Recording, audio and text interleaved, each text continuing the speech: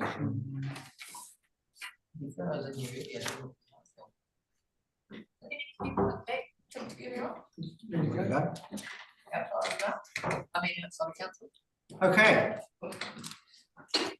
And welcome to our operations meeting, 17th September. Health and safety, in any event, we exit up the back or to the left and meet out by St. John's. Do we have any apologies? Apologies. Any conflict of interest? Conflicts. We have a recording device and we're doing live stream. We haven't announced urgent business. Urgent.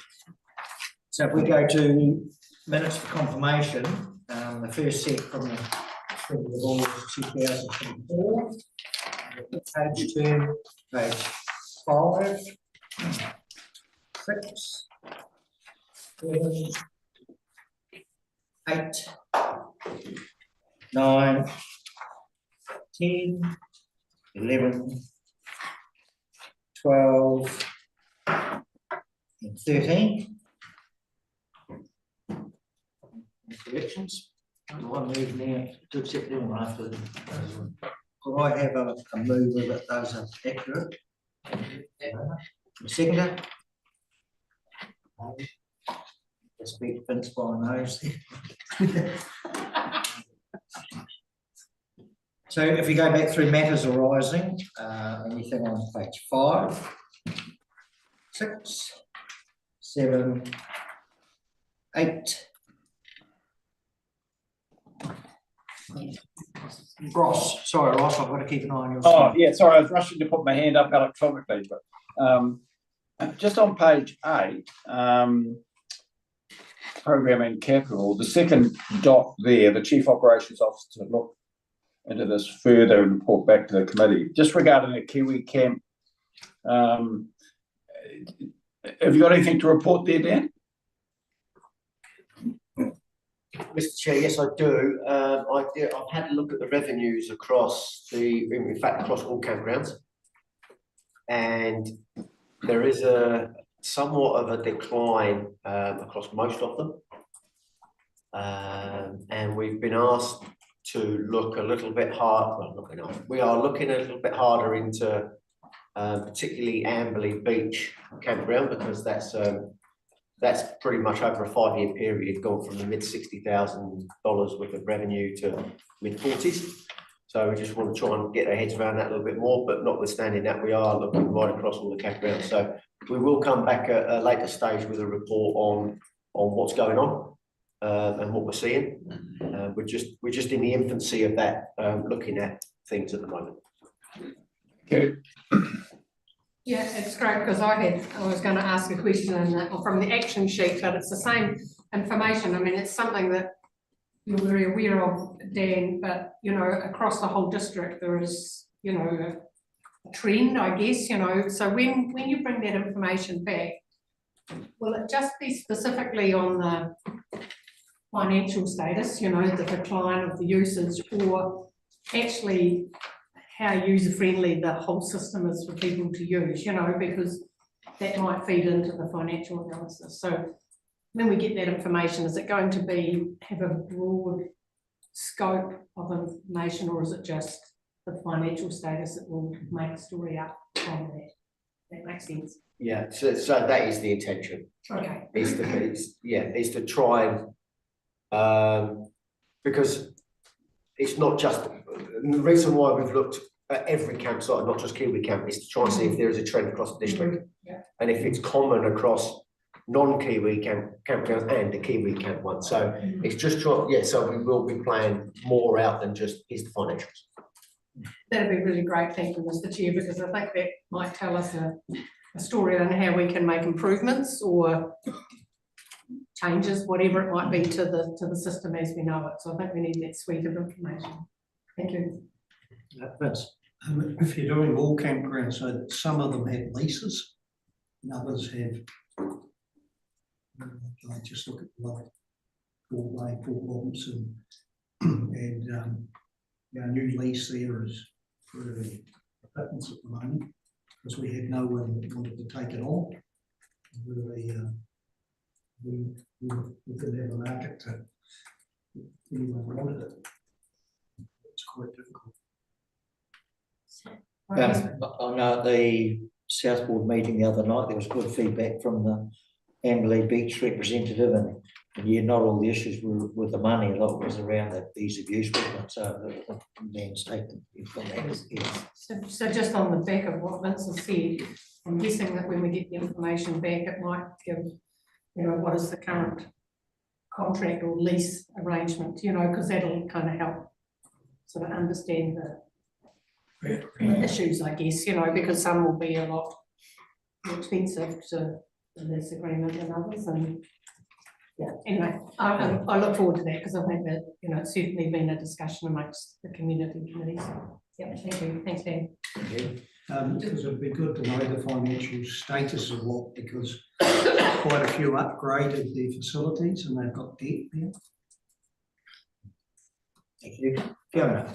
Mr. Chair, and I guess, would you, occupancy, I guess, is one way of not just financial, so would you, when you say across all campgrounds, would you be looking outside of just the council ones, just to see if there's a trend across the industry would also be useful? I don't know if we have that information or not, but if we could factor that in, because there are different times, and sometimes when sometimes occupancy will increase with people from Christchurch coming out, staying closer to home, and other times it will decrease because people just start travelling with the costs and fuel. So those are other factors that might come in. Well, certainly that's what I found when we were running a campground. We actually end up with Christchurch people coming out just this far. There's a lot of trends that can affect it, I guess, is what I'm saying. Yeah, so Mr. Chair, we can certainly add something in to try and benchmark it. Yeah. And even looking across, you know, more and more people now are going self-contained, so they do fit the freedom camping areas far better than they ever did. So, and we don't keep numbers on freedom camping sites, but I think we're all quite aware that they are increasing usage than what they have been. So we'll try and put all of that in to give us some benchmarking. Fantastic, because I can absolutely assure you that when freedom camping had been very successful down at the Waipara Reserve, made a huge hit on the local campground. So we had to pay. So it made something similar to. Good thoughts. Thank you, Paul Harry. If we move on to page 9, 10, 11, 12 and 13. Okay, so the next thing is, if there is no questions around it, the minutes of the public excluded meeting held on the 20th of August. If we have any questions, we'll need to go into public excluded at the end. So I guess I'm asking, is everybody happy, or is it require updates or questions?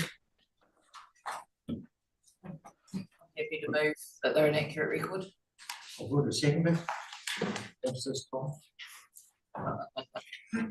All those in agreement say aye. Aye. So we move to the first item, is decision item around the Denmark Reserve toilets on page 14.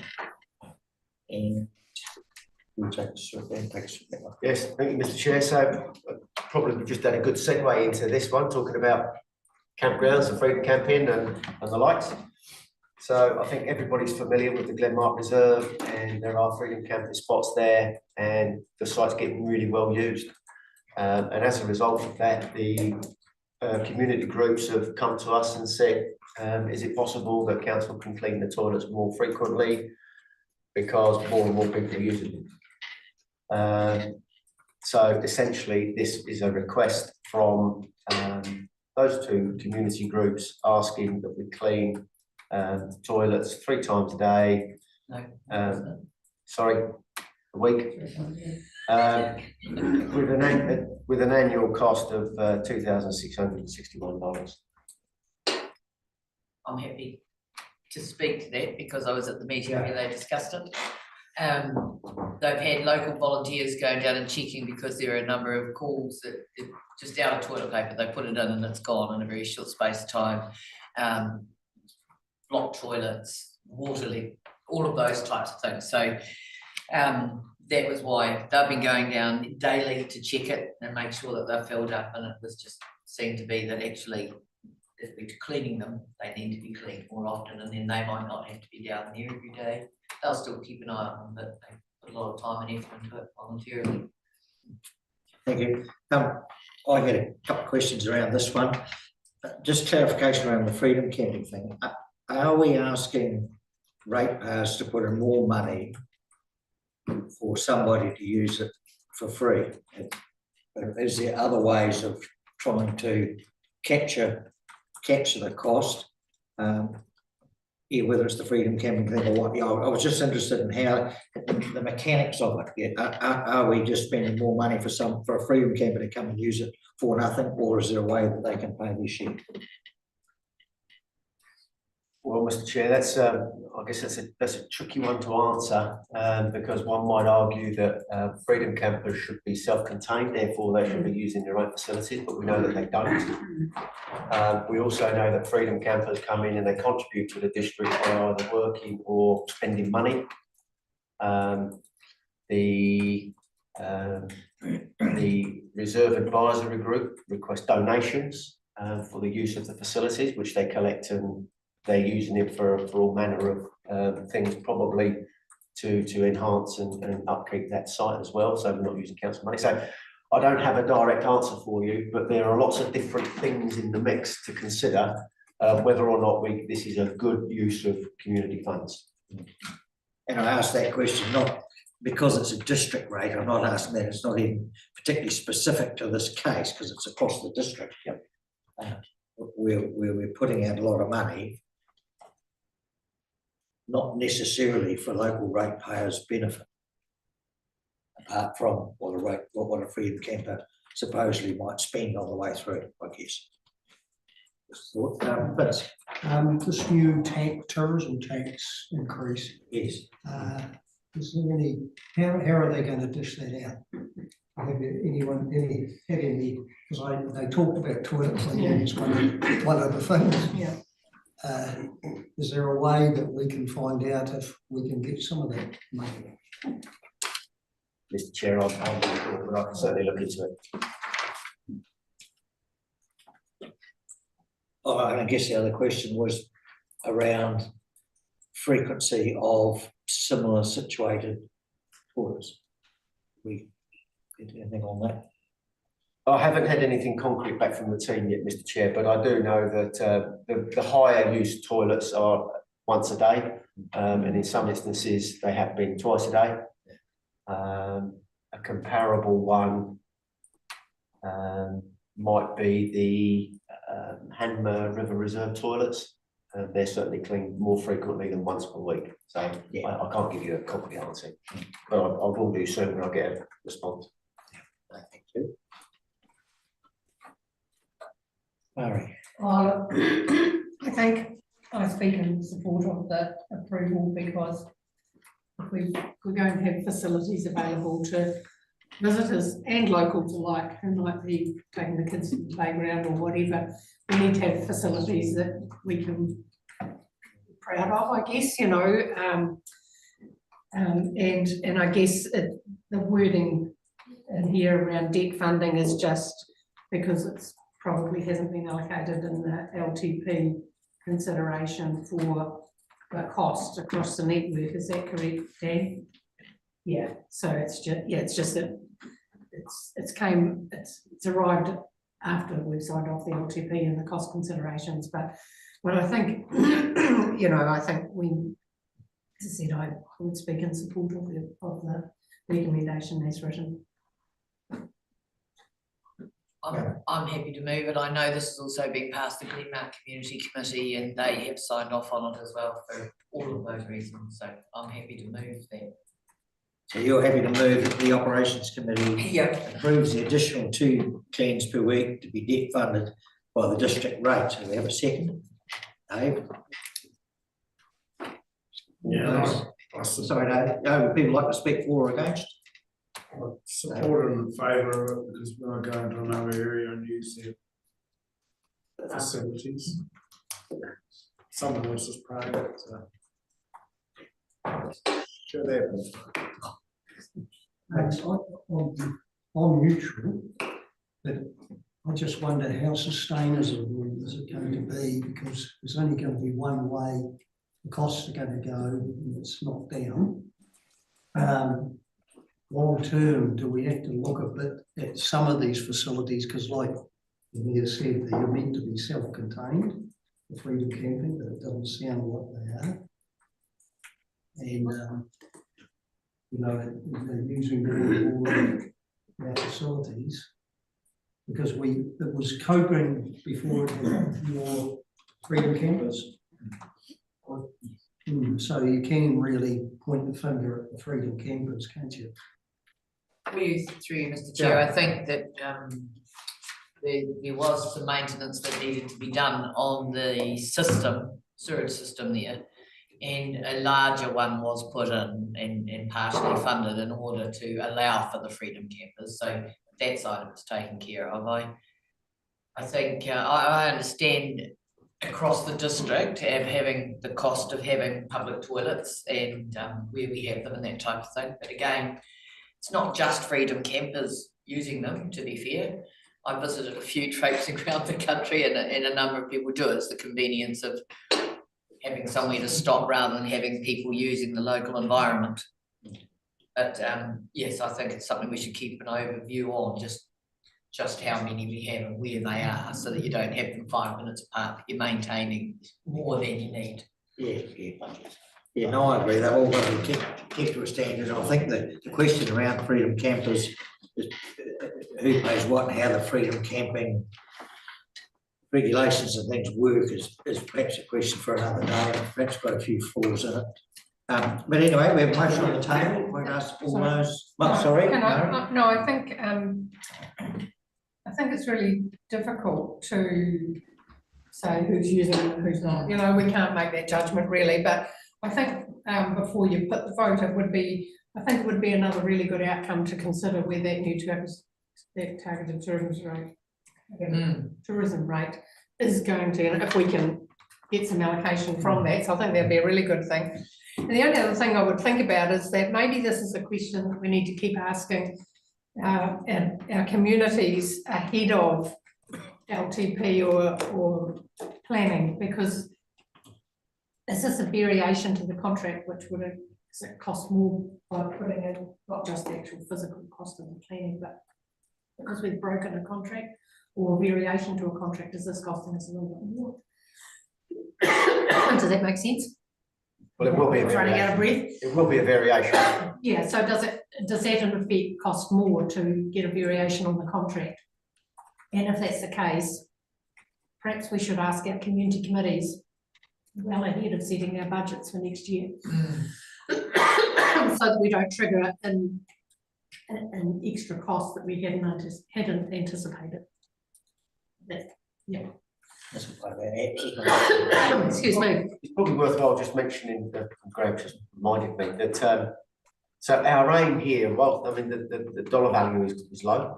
So we are aiming to recover that money through the budgets anyway by not doing some other stuff. So we don't expect to exceed the budget anyway, but this is just a variation on, which is why it's sitting here and not for council.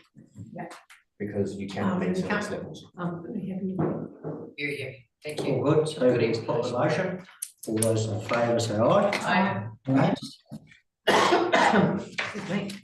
Good.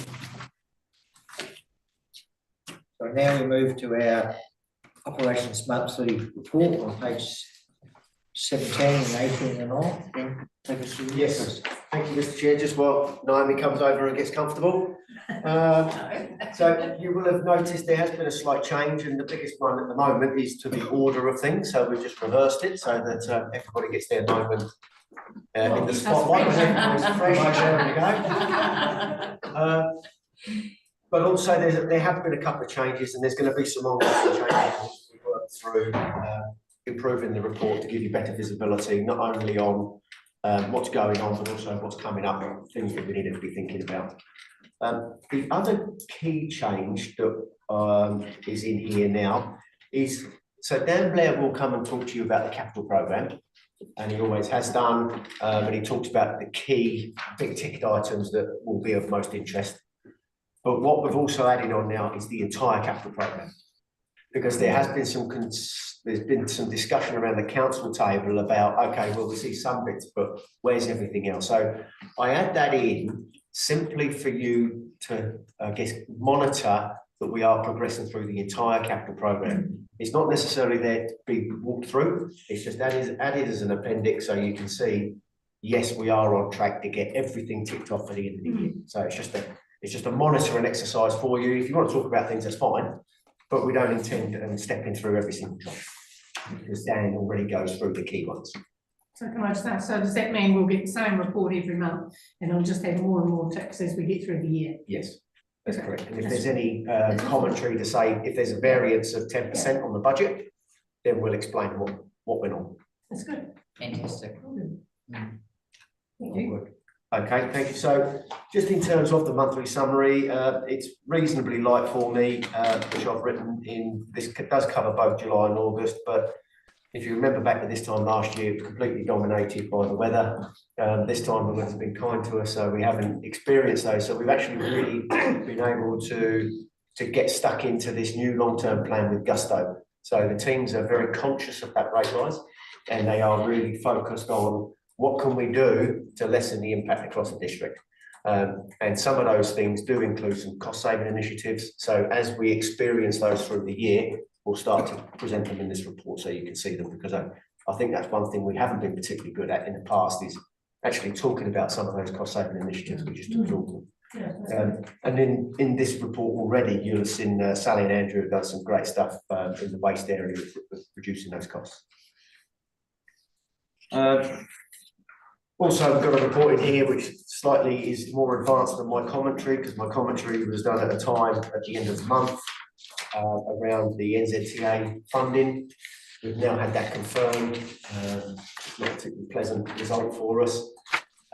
So we'll talk about that shortly. And I guess a sobering update for us is in June, we had a safety event. And it's in this report because the root cause analysis of that event was undertaken through July. So that's what's getting reported now. But essentially what's happened is a repeat fault on a 25mm line up in the Cheviot area. We're going back again to the same place where we've been lots of times. So it wasn't as if it was unusual for us, but one of the utes was towing the digger. And the surface had been really well grazed, so there wasn't a lot of ground cover. There had been some rain, so the ground was really slippery. So not only was it climbing up, it was also on a cross grade as well. So you're driving this way. And what's happened is the digger has started to pull to one side. So the driver stopped, trying to reverse back to flat land. And in doing so, going into neutral, had lost traction, and the digger had literally pulled it down a hill. And it's probably about, I can't remember now, about 30 metres on a 30% incline. So it's quite steep. So it could have been catastrophic, but fortunately we've got those decent robust wagons. The evasive action that the driver took kept everything square until such time that it hit a lip and the trailer came round and jackknifed and then flipped the truck. So fortunately he was unharmed, but that's not to say that he was quite shaken by the whole event. So we have carried out some root cause analysis on this. It has changed the way that we operate now. So we do have guidance around what's too steep, what's not too steep. When you don't get to site to start your planning of the job, you plan the job before you go out. And you can use mapping tools now, which shows you the gradients. So if the gradients are of too steep an angle, then we'll use the side-by-sides. And if it's too steep for those, then it's just walking in a shovel. But it's paramount importance that we keep everybody safe. So they're the two, there's about 5 recommendations, but they're the 2 key ones. that's come as a result of it. So hopefully we won't experience any of this again because we've got procedures in place now. So you're ready to go to Naomi? Yes. I am indeed. Right, Naomi, Could I just pole make- position today? Could I just make a comment? That area week have been a lot of breaks in it, and I think we need to look at our systems so that we don't have to actually put our watermen into those situations too. You know, like be proactive, and if there's a line which is actually quite remote and is breaking all the time, that actually we need to fix it because, you know, staff, it's usually in a dangerous place. Yes, Mr. Chair, that was one of the recommendations, is that we do need to, we can't keep going back out to, especially a 25 mil line. It doesn't take long to roll some of that out and bury it. So we have certainly learned from this, and it's created a whole raft of chain of events. Naomi, Thank you. On to page 20. The very first thing you'll see there on our planner under week 1 is the Amberley half-day closure for the lights lowering. I'm not going to tell you much more about that right now because that is a cost-saving thing that will show up in next month's one that comes in for us, but we have one too.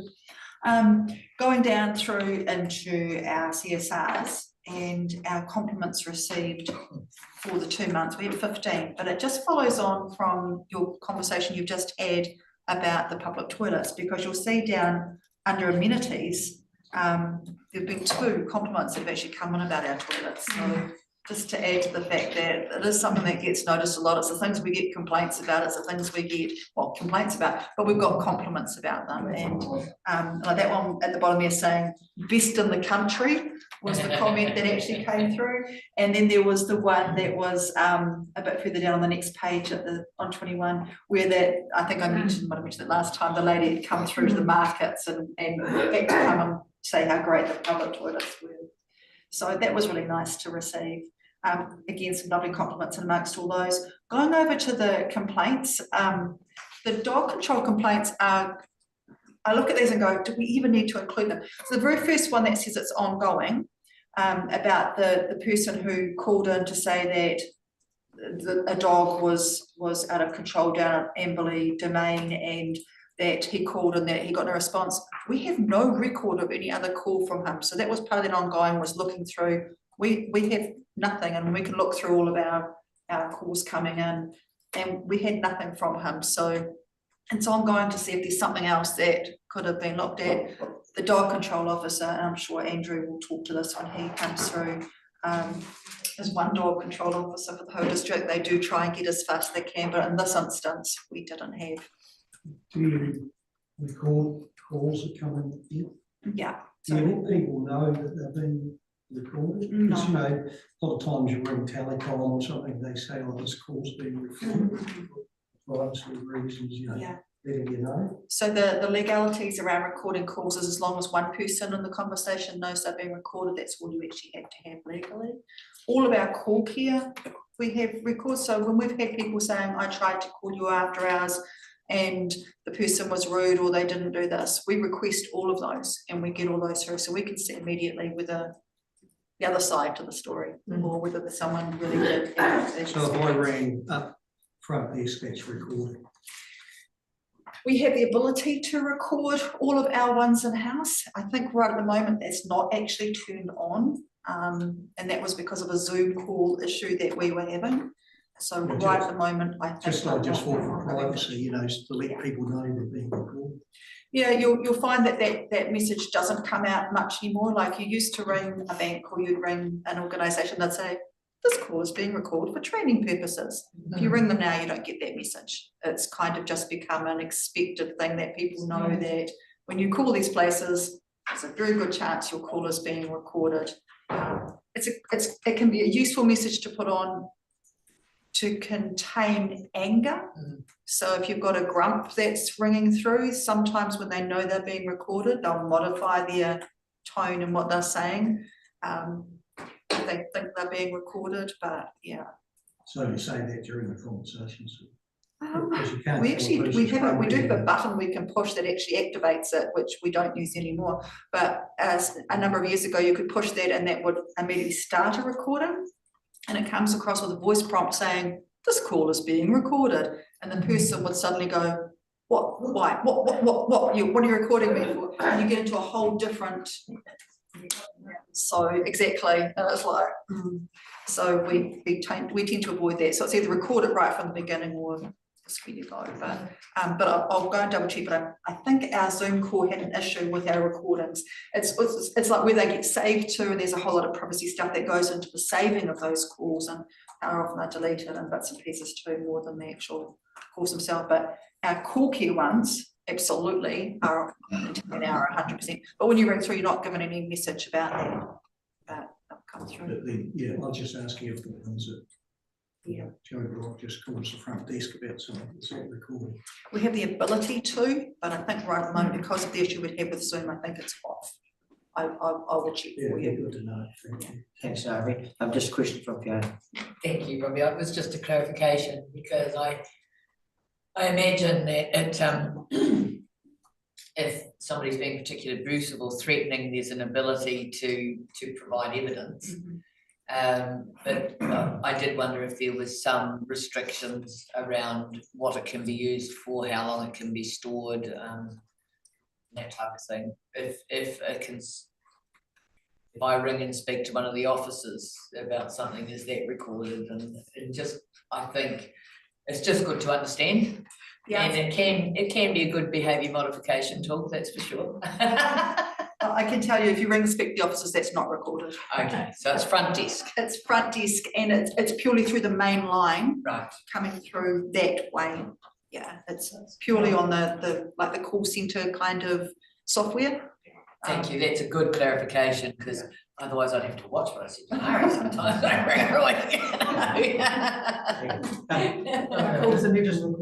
Around the dog control question, that one comes up regularly at the reserve groups and things, and people see someone with a dog off the leash or doing something that shouldn't and not being picked up after, and the human nature says they'd like someone to jump out from behind the bush and find them or take them away. Yeah. And I've tried to explain that we don't have officers sitting behind all the bushes. It's not going to happen. The general consensus is that they want clear signage. Right. So, behind the bush. yeah, clear signage was showing that they can be prosecuted or fined or something. Yeah, I think that's probably the only thing we can do. If you hold this conversation when Andrew comes in, Yeah. I think like he'll be able to answer a lot more of the questions that I can answer specifically. I do know that Darren does occasionally go and sit in the bushes. So he sits in his vehicle down there and actually does monitor some of the behaviour, and he does try and have a presence to do that. I know we've done in the past having people go out around the footpaths and try and catch people doing the right thing with picking up after their dog and doing rewards as opposed to the other way. So I know they've tried things, and I believe Darren can answer about signage. Thank you. Thank you.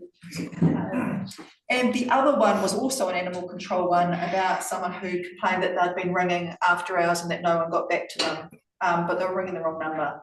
So that was resolved too. Yeah, so it was again one I thought, do we include that or not? But it came through as a complaint, so we did. And the other one that was a complaint on there was during the snow. There was someone up in Habner who, my understanding was, a person wanted to get to the airport, and even though the snow was predicted and they could have made other arrangements to be staying closer to there just in case, they didn't, and then they expect the snow graders to come through for them first thing. And of course the graders have a system they go through to, and they weren't happy with the system, but I think that's resolved. Is that your understanding as well, that one? Yeah. Okay. On to our library stats. So not a lot of change on that one. You can see our physical issues of books is pretty static. We did have a decline in the newspapers and magazines, the online ones. I'm not sure what that blip was about. July does have school holidays, so there's some changes. There could be some people holidaying. I'm just not sure. We'll see what happens next month. If we pop to Snaps and Sold, which is probably the next interesting thing on there, top fives is pretty much our potholes, our rubbish, and our leg things. But at least as Dan had said it wasn't a lot of weather events this time, which is what we would normally have at this time of the year. And over into our topical information. So our front of house team, the biggest thing that's really been happening in the last months, of course, it's new financial year. So that's dog registrations, lots and lots of dog registrations. Rates rebates is another one that's busy for us, and our front of house team help our rates team out with processing all those forms that come in, and we have a lot of forms that come through. Could I ask, rates, rebates and things like that, are you sensing any increase this year with rate increases, or is it pretty much on par with it's been in other years? I would have to, I haven't had a close look at those numbers. I know it was just as busy as it's been. I didn't get the feeling it was a lot more, but that would be, we would get that information from Jason and find that out, the specifics, but it felt about the same. But what was different this year was, because of the rate increases, there were a lot more grumpy people at the counter, people with, why are my rates going up? What's all this about? Jason prepared the team a sheet of some answers to some questions, and that helped a lot. I think once people got the answers to their questions, it calmed a lot down. There was very few that had to be referred any further. They just wanted to come, wanted to vent, got some answers. Yeah, We're like, it's not the answer we want, but it's what it is. And so, yeah. So apart from that initial, we really didn't get a lot of. That's good. Yeah, so that was good. Into the libraries, the July school holidays were a busy one for us. We're planning now for the October ones. You see the photo there from Hamner, and that was some of our library staff put that on. That was incredible. So we ran a craft session here in Amberley and had about 15 kids come along to this craft session. We ran the same session in Hamner over 2 days, and each day we had about 40 kids each day. I went into one, I couldn't get in the door. It was like there were just kids and everything, and people waiting because it was. So it's not a session that runs from this time to this. It's like, come in, do your thing, go. And so people were just coming and going all the time. So that might even be an undercount of those ones. So definitely tells us that, particularly in Hamner, there is a real need for putting on these kinds of things. So yeah. So through the chair, that's a need for as Vince would say, that's a need for outside district kids. So we're paying for outside district kids. So Vince would be sitting there saying, well, maybe they should pay for it since it's an after, it's not an after school, but it's a holidays thing. It's an extra thing, but it's not a need for the Hamner kids. It's a need for out of district kids. So no. So through Mr. Chair, it was actually a mixture. I thought the same thing. I thought this is actually all the kids coming for holidays and staying in Hamner, but it was actually a real mixture. There were actually a lot of the Hamner Springs kids that came along too, because it was a novelty for them as well. There hasn't been this kind of thing provided locally for local kids to come and get involved in. And so there was definitely a mixture, but you absolutely take your point that it was, there were at least 20 odd kids that were coming along that would have been staying in Hamner to come along to it. It's a low cost thing. It's more about staff time. That is always with these. We work with Serena on a lot of these things to get recycled, donated, bits, and then the team come up with doing these kinds of things. So, yeah. Yes, we could ask for a co-part. Yeah, you know, like having a box at the door. I'm not saying it's not a good idea. I think it's a good idea. I think, Yeah. you know, because it just gives an extra thing for kids to do when they're there. I'll talk to our team about that. Yeah. I think that's a great idea. Yeah, I mean, it might be that there's a little bit of cash comes through in the co-op, or it's kind of recognition of some of the. Yeah. I think it's a spectacular thing you're doing. Yeah, no, I think that's definitely something we can absolutely look at. What else do we have on there? You'll see officers in action. So we have Gemma, who's one of our young librarians over at the at the library in Amberley. And I think he's called her a librarian now because she's actually qualified. So that was great work for her to have gone through that. She was one that got a scholarship to pay for all of her training, and she's now fully qualified. Further down in there, you'll see that it's been 40 years since the Greta Valley Library opened. And again, we'll have more on that for next year because the celebration was actually here in September. So we'll have some photos for you in the next one.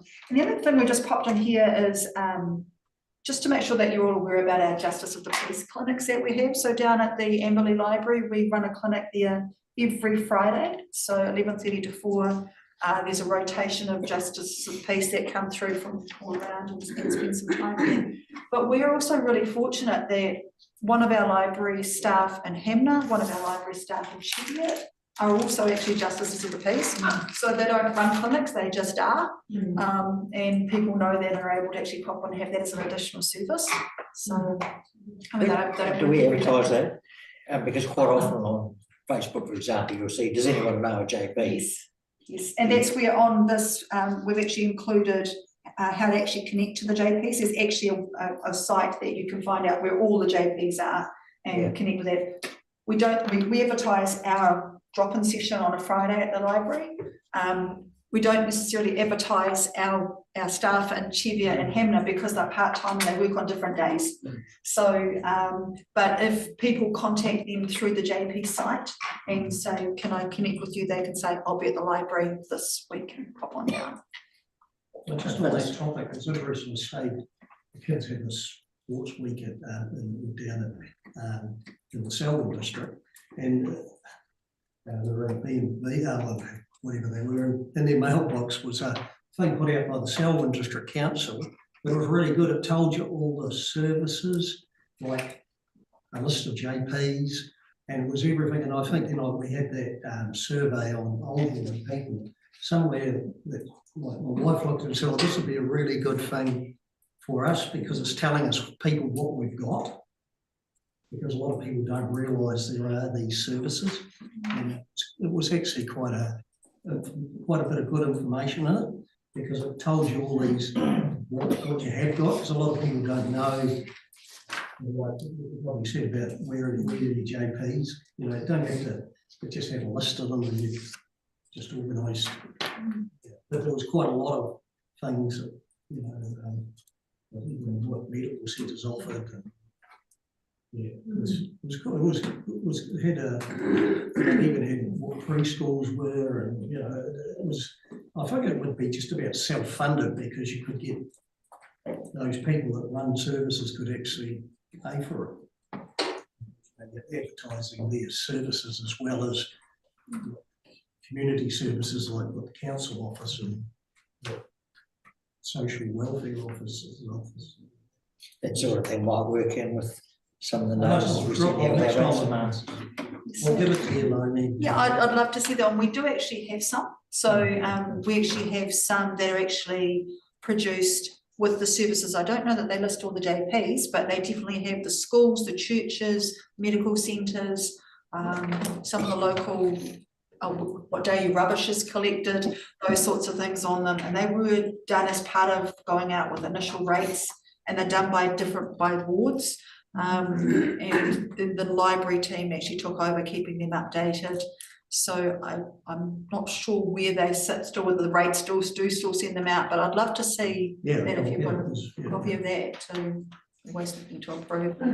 I think ours were also done for back in the day with the newcomer networks when they were coming through to be able to pass out with those. So some of these things become cyclical. They come out, someone takes control and promotes them, and then they sometimes go by the by. So and I think that's probably the main points for my report. So thank you very much, Naomi. I'm sure if Ross was here, he'd say you could have the rest of the day off, but unfortunately he's not. You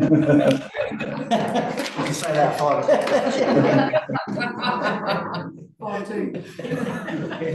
thank you. Yeah, I understand Alex is up commissioning Hurunui number 1, which is good news. So Dan's going to take us through 2 orders. I am indeed, thank you, Mr. Chair. So yes, it is. Him and many others are involved in the whole commissioning. So those that have been along and seen the scale of that plant is pretty impressive to see, to say the least. All that shiny silver, and now it's going to start making noises pretty soon. So that's going to be pretty cool. So it's about a 3 or 4 week operation to get the whole thing up and running. So as Councillor Daly pointed out earlier, the river's been running quite dirty over the last few weeks.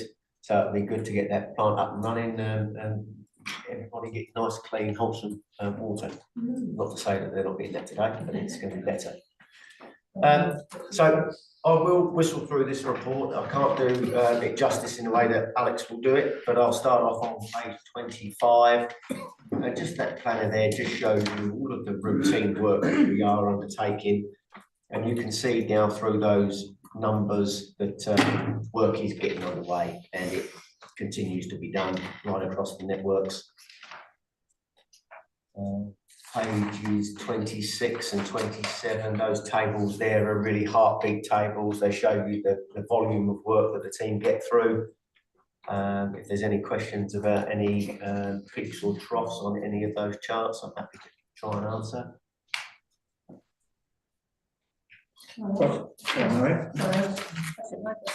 Under wastewater, where it got connections, total sewer applications 38, and the south, does that mean there's 39 and 29 in the south ward and 9 in the west ward? Are they new connections? New connections, No, yes. yeah, okay.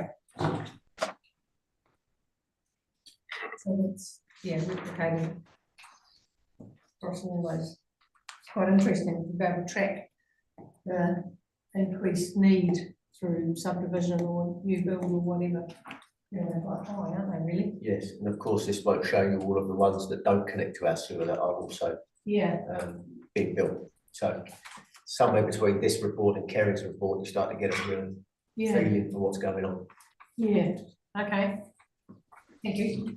So I'll just draw your attention to the last chart, the lowest chart on page 27, which is the critical and urgent alarms. And I use that one where you can see that long trend down over the last year in the blue.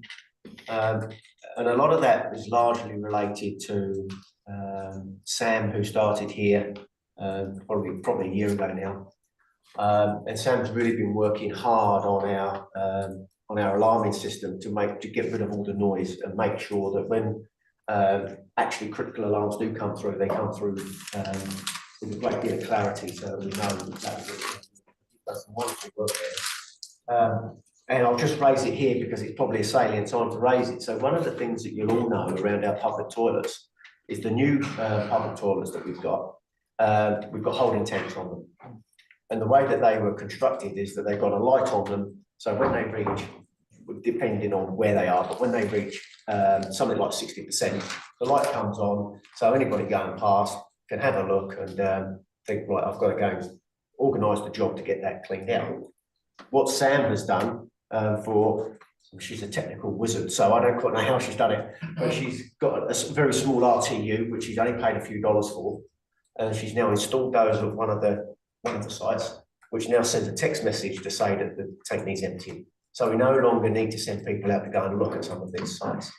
So on the assumption that that trial works well over a period of time, then we'll roll them out across the other sites as well. So all of this service, we can really start to cut down on a lot of our labour.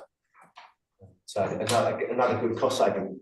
But it's also really beneficial having these really smart people working here that can just turn their hand to these things, which we ordinarily would have spent quite a lot of money with a consultant or just not done it because it would have been too expensive.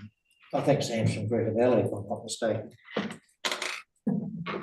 No, not that Sam, Mr. Chair. Oh, sorry, got it wrong. What was it? The other thing. But the Sam that you're talking about there is very, very good. So on to page 28, and you'll see, I'll just take you through some salient points. So the very top one there, where it says acceptable solutions for rural agricultural water supplies. So this is something that Hamish touched on last week, week before maybe. that he and I met with Tomato Arrow to talk about the acceptable solutions. And acceptable solutions are separate to the rules and standards, and they generally apply to rural mixed-use schemes. And one of the things that they've got within the acceptable standards is the point of entry devices. And they were saying to us that they were surprised that no one was taking up the acceptable solution or the POE part of acceptable solutions. And we explained that the bar is too high and therefore it's making it way too expensive for the community. Particularly, we were looking at it for Balmoral. And in some instances, that was going to more than quadruple the current unit price of water. So if you follow the acceptable solutions literally, it says that we must be monitoring the device that sits in the home. Their interpretation of it was, well, can't the homeowner do the monitoring? And if they see an alarm, they'll phone the council and the council can get on. Well, that's not how we and every other council has been taking the acceptable solution. So it was really heartening actually to see that they were open to have some dialogue around some adjustments to the acceptable solution. So one of the things we're currently working on is proposing some changes to make it more fit for use. And coincidentally, I was on the operations forum yesterday where all the other Canterbury councils have representatives on, and I raised this, and many others have said they've also had the same conversation with Tomato Arrow about that. So it feels like there's a bit of change in the wind coming. Should I just note that about an hour ago, I got an email from Ellen Pregnant saying they're consulting on all water supplies and point of entry treatment. So they're getting that feedback from a lot of places, and so they're looking at changing those rules, and there's starting consultation on the 23rd. Well, so we'll certainly provide feedback on that one. Fantastic. So yeah, really good news. Notwithstanding that, they're also requiring us to fill out all of our compliance reports. So the team have been very busy producing all of that. And I think Alex has mentioned it to you before when the regulator turned around and said, right, we want all these reports carried out. And by the way, we're not going to give you too long to give us a response. The report's out. And it seems that only 20% of councils actually met that timeframe. And they met that timeframe because they literally hand cranked the numbers into the system, rather than what we were doing. We were saying we can't do it because there's such a vast array of data. It's all sitting in the system, so we need the system to be able to deliver you the information. The system can now do that, but at the time to meet the timeframe, we just weren't prepared to spend the money to bring people in just to populate. Thank you, Dan. So we're sitting in the 80% at the moment, what you say? Yeah, well, no, we didn't provide all of the data on time, but we have since provided all of the data. Thank you. I just got a question from Ross. Yeah, thanks, Mr. Chair. Look, Dan, it's great to hear that the water regulator is perhaps listening to these communities that have known that the regulations have been too hard to work with and become unaffordable. I just have a question just regarding the Hanmer Springs water supply that was brought to me by a ratepayer over there, saying, well, that their concern is that in most summers they have water restrictions there as it is, and with further development they're concerned that the water restrictions will even get worse. So are you able to just enlighten that? Is it water restrictions because there's lack of water, or is it other issues that are due to maintenance or at certain times that are causing that issue? Sorry, did you say the Ashley scheme? No, the Hanmer Springs. So, funnily enough, because I had one on the Ashley scheme yesterday asking me exactly the same thing. And as you'll know, that all of our intakes are subject to resource consent from ECAN. And one of the things that ECAN are imposing on the conditions is that we need to consider the health of the river or the water source. So in many instances, in fact, pretty much all of our intake consents, we have to introduce restrictions either depending on the time of year or depending on the flow or the volume of that take. So if it's a river, and it might be the Rogerson, as the as the flows decrease, the level of restrictions increase. Now, that's not to say we can't get the water out. We can still extract that same volume of water. It's just about trying to preserve the ecology of the river the best we can. So this isn't about a supply or a capacity issue. We've got water to deliver. It's just about being conscious of the ecology. Yeah, thanks, Dan. But you can hear the them saying though, and I sort of agree with it. I agree with your answer, but it's like, well, it's only going to get worse with more development, because you still have these minimum flows you've got to keep to, and we're going to be consuming more water with more development. So it's only going to get worse unless we can address that issue of supply and sticking within the consent. So do we need to look at other sources, potential sources for a community like Hanmer Springs that has that peak loading in the summer, which is only going to go one way, and that's up? Mr. Chair, that's correct. Yeah, and that's why you've got capital items which are about trying to identify new sources of water. Certainly, Rick Dobbs has poured all over Hanmer, trying to look at existing supplies, existing wells, to see if there's any decent quality or decent volume of water, and we're probably struggling at the moment. But nonetheless, we've got to keep looking, because you're absolutely right. People want to develop in Hanmer, and we don't want water to be a constraint. Yeah, thank you. Dave? So it might not be applicable for Hanmer, but it may be. But on a lot of other areas, does that not mean storage, dam storage in that, which is quite typical in a lot of metropolitan areas? So we've got the water in the, say like with the Balmoral, is it a time that for a small amount of water that you might want, or whatever, that you are on the same page with a Mirror Irrigation when they are looking for on-plane storage, or actually I think of a pyramid in Hanmer, there may be an opportunity for on-plane storage or storage for the guys that are irrigating up there too, because they all wanted to get reliability of water. That's right, Mr. Chair. Yeah, so that is part and parcel of what it is we're looking at. We've got to supply, we've got to secure more water somehow. Admittedly, on water storage, open storage is probably one of our least preferred options, because of the contamination that you can get just through ducts and avian problems. But nonetheless, if it falls into the mix, it falls into the mix. It's very top of mind for us at the moment, with the future of the district looking like it's going to get drier and warmer. So we are very conscious of it. We're trying to take a very long-term view.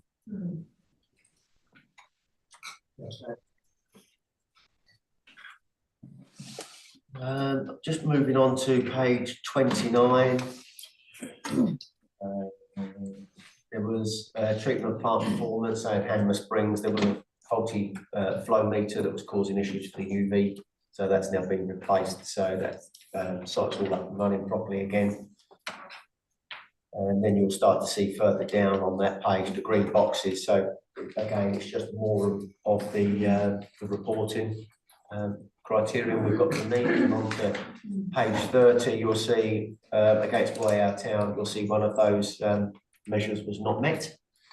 That was not met, and the team have done some analysis of that, and worked out that the analyzer was not in the right position.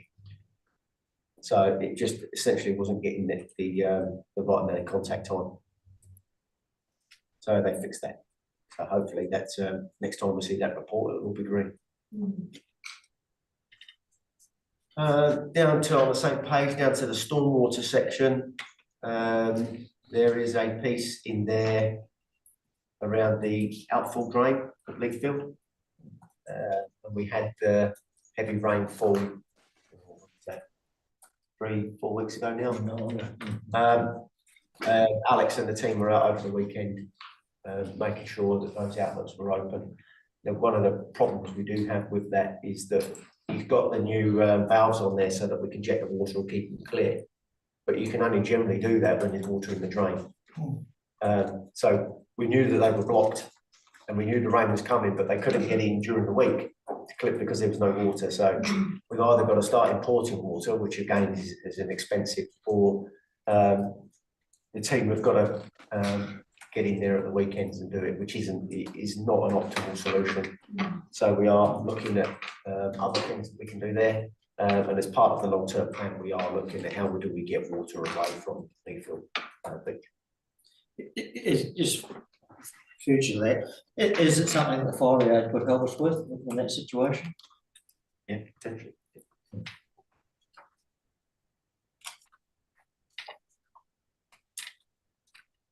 I think that's probably that report. There's some on pages 31 and 32. There's some nice pictures showing you countrysides and gates and coupons.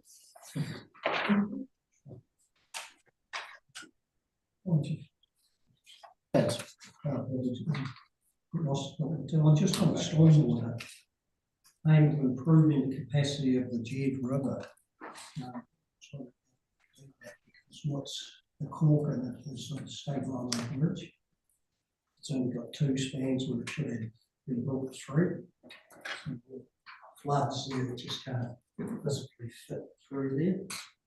And that's the answer to all the problems. But that's the, Yeah, where does that one sit with, because it's a Rocky Kotani bridge, isn't it? Oh, Mr. Charles, I'll get a response for you on that one. I don't know. I don't know Off the top of my either. head, so I'll have to give you a response. Ross, I see you've got your hand up. Yeah, thank you, Mr. Chair. Dan, just regarding the Culverden Township water supply and the low pressure issues there, and I know the fire brigades has issues with that as well. Is there a solution there for getting that pressure back to at least how it was, or improving it to what it is now?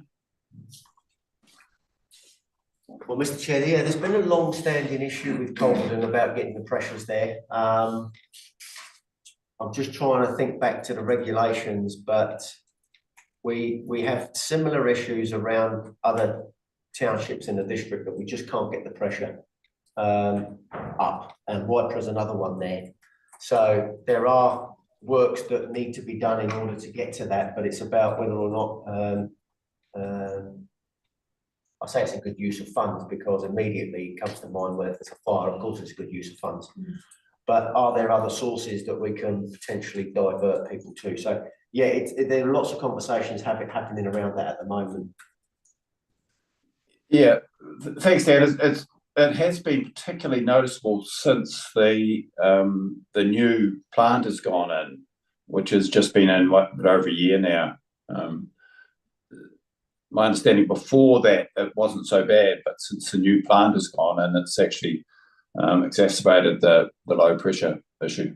Yeah, I'd have to check into that one, Mr. Chair, because notionally we've now got the pumps down to the reservoir, and then from the reservoir we pump it to the township. So I would have thought that the pressure would have increased, but there might be some PRVs, pressure releasing valves in that system, which are preventing that pressure from getting to the points that you're making. So we'll look into that.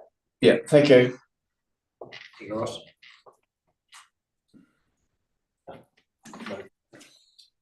You are done. I think You definitely can't have the rest of the day. Charlie, you can come and present your item report, page 33. Good afternoon.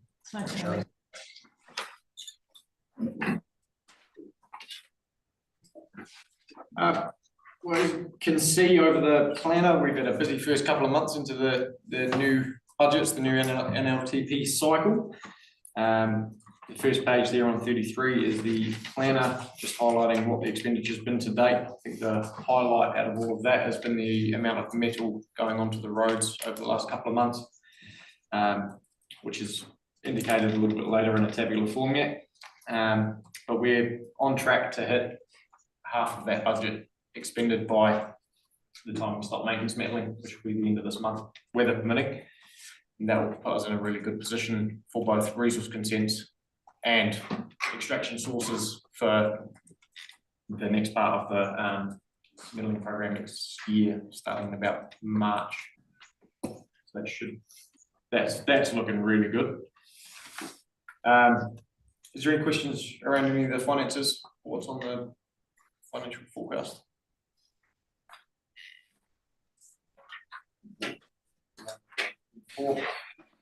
Highlighted in there, there's an individual breakdown of how each project or activity that we've committed to is going to be tracked and delivered.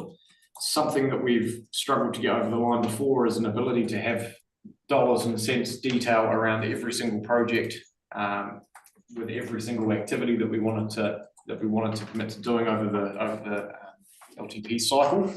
So I've now got a really robust mechanism in place to be able to track expenditure to individual projects right the way down to small dime projects, all individually allocated out, which has been really good for the team. It's been really good for the contractor, and it meant that we can illustrate exactly where we want every single dollar spent, which has been a really good thing for us. So going down to the core claims for the period, averaging between 500,000 and 600,000 a month at the moment, which is now forecast to increase as we go into the reseal rehab season. CSRs have been a little bit lower, but picked up over July and August. We had a nice quiet period of time, and then we had snow. So there was a few CSRs driven by snow, a few CSRs driven by wind, a few trees down across Scarborough Valley. But largely, the CSRs are still in pretty good shape. I don't think there's any open now from last year. So there's a pretty little picture of the grader clearing snow up at Mount Lyford, which they're back up at today. But the cost saving initiatives that we've started to poke around and have a wee bit of a look at, one of the things that was flagged was the traffic count. Actually, the rubber tubes that go out on the road, we cycle 80 sites every calendar year with a couple of special counts. We had a long-standing permanent counter up at Command Road, and that was largely to leverage SPR. So we pulled back on that, and we're going to explore whether or not we have the in-house technical capability and resourcing to bring it in-house. And that has a pretty significant cost saving to the tune of around 25-30 grand a year if we can do that all internally. Charlie, just excuse me, I've got a hand up from Ross. Sorry. Yeah, thank you, Mr. Chair. Look, Charlie, I compliment as much as anything. I witnessed on the Inland Road the other day the spraying of blackberry on the side of the road by the contractor. I thought that's great. Possibly a bit early, but look, if it's good product he's using, you know, there's some young growth on it, so should do the job. And I just a query just regarding, would he be doing the young wilding trees that are below a metre high at that same time? Because it would be a good opportunity to do both of those in one hit. Do you know whether that's the case? Through the chair, yes, Ross, we've just started the wilding tree program now, and I'll give you some more information on that as we've got some better data. So I'll report back in this report some useful facts and figures for you. Yeah, I've got a dedicated resource for that at the moment. Yeah, no, thank you. If I can just finish before Dan gets in there, that just you know, if they do a thorough job, there will be roads that they'll be able to take off the list for spraying, because the issue will be eliminated, and the wilding trees, it might only need a flick past once every 5 years, just to get the seedlings from those old man pines that are growing over the fence and the private property. So you know, it's a good way of saving money. If we're thorough, we can actually save money that way. So thank you. Mr. Chair, I just wanted to compliment what Charlie was saying there about the wilding tree program, but also under the noxious weeds spraying contract, there are wilding trees. If they're small enough, if they meet certain specifications, then they will be sprayed as well. Yeah. So, yeah, young willows will be sprayed out. I'm assuming the same spray killed blackberries and wilding trees. without telling everything else. Um, Thank you, Ross.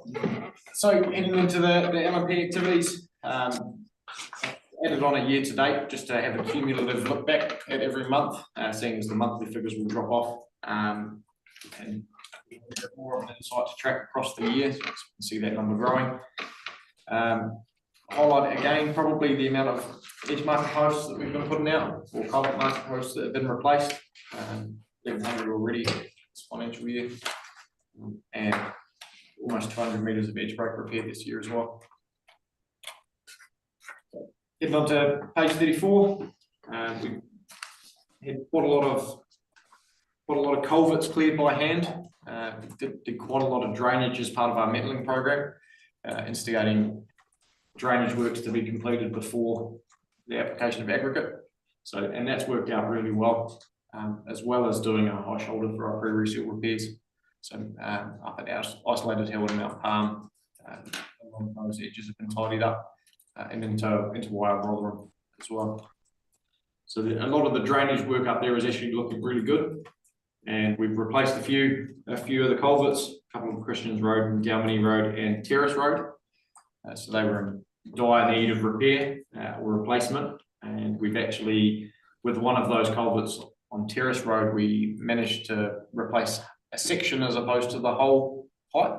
So where we have identified that there is some cost saving measures for replacing sections rather than entire lengths of pipe, we've been able to do that as well. I think this is the first half section that we've replaced under this contract, which has been really good. Any questions around the drainage or culverts? Just one, I think it might even be, pops up somewhere else, around the trialling with the wheelie digger, doing the drains and culverts and things like that. And I think the comment was that the main contractor said that's not something we want to do, and there was a suggestion around trying to use locals where possible. Is that something that's working out? Mr. Chair, so the document for tendering that work is almost complete. And then it will be put to the market. I really want to kick the tires on taking it to the market and inviting all of the local subbies to have a look at it. Whether that means we carve it up into individual packages for areas, or whether that's another contract that comes in, either which way would be value for both the network and the ratepayer. So that's a piece of work. Yep. Yeah, thanks, Sally. Moving into sorry, Charlie, I just hear a bit over here for the day. Not being an engineer, but I'm just thinking practically, we made a comment about doing half a culvert on a road versus a full culvert. And I'm just thinking, as a farmer, if I'm going to do a culvert, I'm not going to do a half one, because half your cost is getting that bloody white truck in the digger there, and the next bit of cost is getting the man there to do it. But a 50-year-old culvert and putting in a new one, it might be really tight, just, it's going to cost us money in the future. And then later, seek a supplementary to that, because I'm a bit slow at this thinking, I was sitting there thinking with the traffic counts and that, this camera technology is pretty good now, and can do number plates and that. Is there technology out there that we can use to count cars with cameras, a mobile one that can, because and there's a lot of cameras around on the roads, but I just don't know if you can do a mobile version of it to count cars. Chair, so the culvert in question was a poly culvert that wasn't actually that old, and it was damaged by something else. So when we have considered replacing the entire length, that's carried out on a meter rate, where we aren't paying for the establishment or disestablishment of plant to site. So having a slightly lower meter rate and only replacing half of what actually needs to be replaced was determined to be the right outcome for this one. You're absolutely right, where there is a 50-year-old culvert side by side, it's unlikely that we'd carve half of it off and repair half of it. But this was still a poly culvert that was in relatively good nick apart from the damage to it. And the second question, yes, there is some technology that we can use for traffic count. Mega Maps is something that's NZTA promoted, which is done on cell phone data. There is other technologies out there as well, but when we're looking at, again, obtaining some value for money, it's just not price competitive. The pricing of the manual accounts and the software associated with it is pretty reasonable. It's just an allocation of time for the internal resource. Mr. Chair, I actually, this is before Charlie came on board, but I've asked NZTA specifically that question. Do we need to keep putting out those rubber tubes? Because we've got mega maps, you're collecting all that information off of people's phones, we know where people are going. And they said, no, they still wanted that, they still wanted us to capture in that fashion. That's that. So moving into our sealed pavement maintenance, we had a calibration day with the majority of CORD and the majority of the roading team and our contract engineers. We all went out and reviewed one long stretch of road that had a number of interesting faults and pre-reseal repairs identified. That was really good for us to be able to sort of set the expectations between us and the contractor of what we are and what we aren't looking for in terms of pre-reseal repairs and how we can stretch out what we're delivering this year in terms of our reseal and rehabilitation program. So just a side comment, Mr. Chair, being a very complacent West Ward, very complacent people.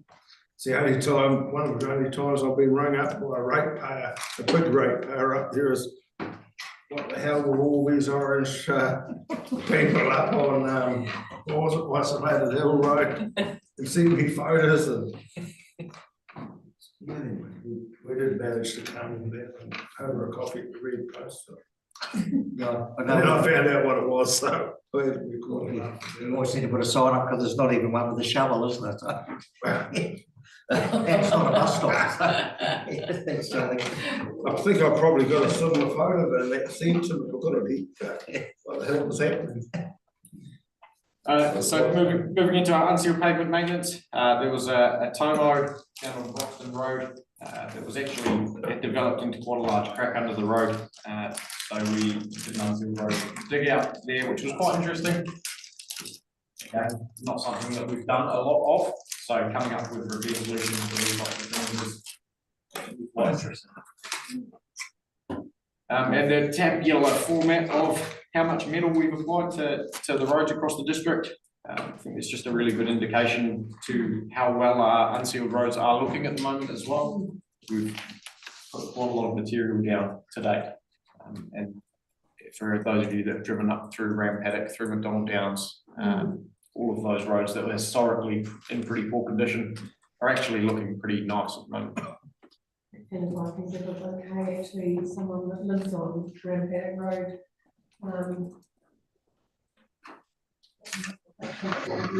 Talked to me and said how well the metering was looking on Ram Paddock Road, and she was very grateful. So well done.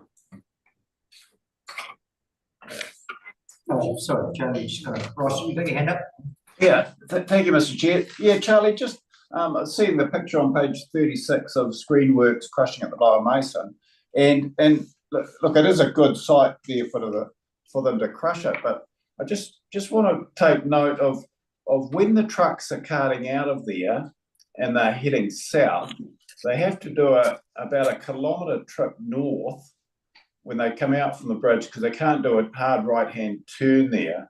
So they have to do a kilometre trip north to turn around at the next road intersection. It's all right if they're going north to dump it, but if they're heading south, it's quite another, it's quite a length that they have to go to be able to do a turn. And it would be possible to have another exit out of that that side, so they could come out on the inland road and do a left-hand turn and onto the bridge, but it just means putting in a temporary road on that side of the bridge rather than at the moment they go under the bridge and out and round and up. It might pay just to have a look at that, because it sort of concerns me, because here you have trucks fully laden doing an extra 2K on our road, which is wearing the road out. It's using up more diesel, and to me there'll be a simple solution there. It just needs somebody to have a look at it and make a decision on where they pop out onto the inland road there. Just a comment. Thank you, Ross. Okay, and moving into the total lineal meters of grading that's occurred since 1 July. And interesting metric for us to all look at and appreciate how much actual grading we're doing across the network. Into some corridor management, the HPMV permits were probably up a little bit coming into these last couple of months. They were sort of averaging 50 to 60, and they've spiked up in July. Assume new budgets for lots of people, and into August with a similar amount of road space bookings and TMPs for work across the network. And one of those TMP inspections resulted in defect work that was instructed to be carried out. And one of them, which isn't noted here, resulted in a cease work and a probationary period for the contractor. Into the damage and vandalism statistics for July and August, there were 2 signs, one on Gemmels Road and a Wind Frosty sign, which always appear to go missing from Scarborough Valley Road. So they should be replaced and cost reported here. And there should be a men's shed that assisted, Gordon and North Canterbury Rockbusters assisted the men's shed with building their access way to the car park.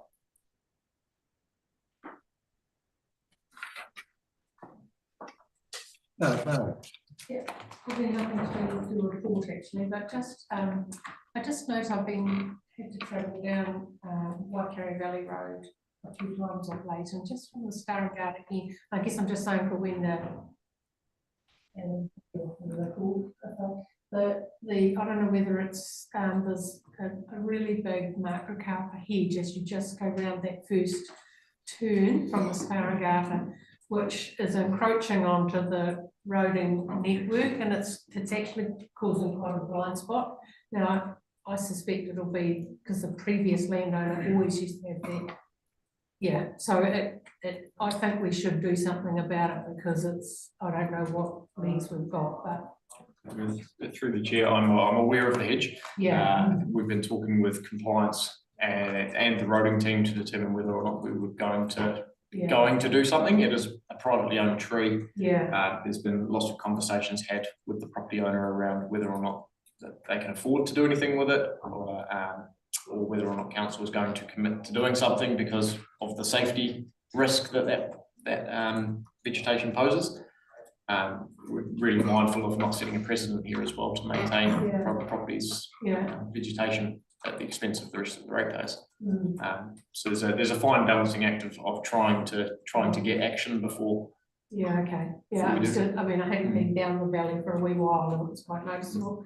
It's actually the macrocarpa hedging before you get to that left hand, and then okay. So if you're aware of it, yeah, thank you. I just was I was going to say, I could ask Dan a clarification because did I read further on around the low cost, low risk, that's where the cutting back of vegetation and that comes out of? Oh no, Mr. Chair, no, we do have an environmental maintenance budget for tree trim. But yeah, in some instances we have removed trees as part of the low cost low risk program. Right, so we still have budget for that kind of work as well. Yeah. So what I was going to just remind Charlie to mention, so Charlie's introduced a new process around warranty checking of work that gets done on the network. Do you want to talk about? Yeah, so every month we run a report of the works that were carried out as part of our maintenance contract 11 months ago that are greater than $1. So anything that's been paid for as part of the normal claim process that's not covered off in the lump sum or the lot maintenance patrols.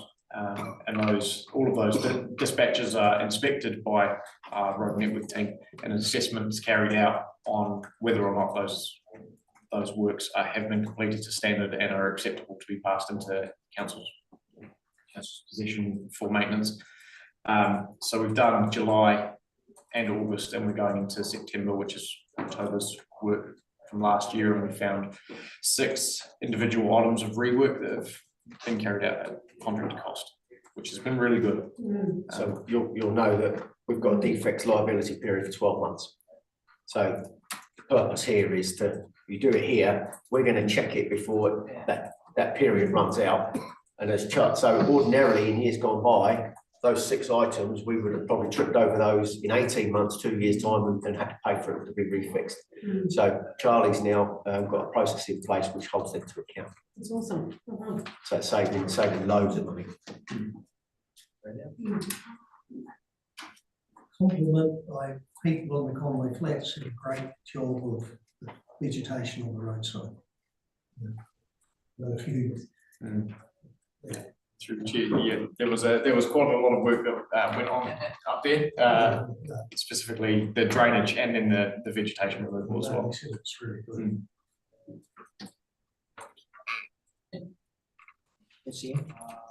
Thanks very much, Charlie. 2 things. First of all, the CSRs, that's great. If I understood right at the start, what you're saying is you've cleared the backlog. So we're basically up to date. We've got nothing hanging over us from back in the day. And the other thing is this checking before warranty. That's something that's a great idea. That's going to be very well received. I think we've always been for a number of years talk of who's checking and when checking, and so that's really great. That's going on. That's cool. With the experience that's now coming on board in the roading team and the presence on the network, Craig, the roading network officer, he's around on the network regularly. We've got regular comms now with the graders, with the LNP, with people actually doing the jobs on the network.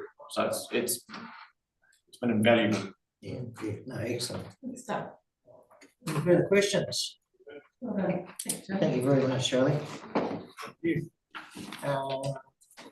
We're still safe time for smoker, so we'd ask Andrew to this report, please.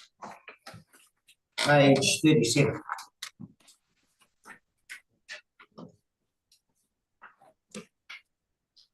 Yeah, so regulatory, starting on page 37, service requests are steady, no changes to talk about there. One sort of trending issue, and I think you might have spoken about this a little bit earlier as well, is we've had several complaints about an increased amount of dog poo on roadside beaches, and it says in the report Amberley, but since I wrote the report, I've also had the same complaint about Waikari and Amberley Beach. So we're just preparing a bit of a comms, some on the ground work and some comms to try and encourage people to do the right thing there. I think, people do know what they're supposed to do, so it's possibly a losing battle, but we'll try and do something. You might notice the dogs registered number is about 600, short of where it normally sits during the year. We're just in that period sort of post dog registration where there's some outstanding dog registrations to follow up, but it's about the norm for this time of the year. Sorry, Andrew, do we have those in town when you walk around and you got your poo bag? Do we have those rubbish bins for poo bags in down around in Waikari? Through you, Mr. Chair, no. I want to take it home, so maybe we need some bins. We do have bins, but they're not specific dog poo bins, they're just the normal litter bins. I think it's referred to as doggy do. The doggy don't in this instance. Certainly don't want to take it home as a pocket all the day. That's what they Isn't that responsible dog owner? I just think we're asking for, we're gonna be talking about cost here, like, we have to be given what you wish for, I reckon. People need to be responsible. And through you, Mr. Chair, I agree. I know that in places like London, they have little bins that you can put it all in, but we're not London. We don't have the population, and it's not that difficult. For a lot of these, particularly little dogs, large dogs might have a greater challenge, but a lot of these little dogs, it's really not an issue. Carry a bag, so that, it's not that difficult. Some people are going to the discretion to take their child's napping time, so, like, asking for something. Okay, I'll see Andrew's busting up to get on the next subject. Yeah. Yeah, I feel like it's something we've spent too much time talking about already in the office as well, but I mean, it is a thing, and it is a requirement of owning a dog, and it is a requirement of our bylaws that we have to do something about it. Yeah, so there were 4 dog attacks over the 2-month period that were reported. I won't go into any great detail on them, but if there's any questions. And alcohol licensing, just probably wanted to flag that we have had an application with public objections around an application for a bottle store in Culverden. So that's working its way through the process at the moment, and that will result in a district licensing committee hearing where the public objectors will be present. The applicant's actually overseas, so we don't have a date for that hearing until that's sorted out.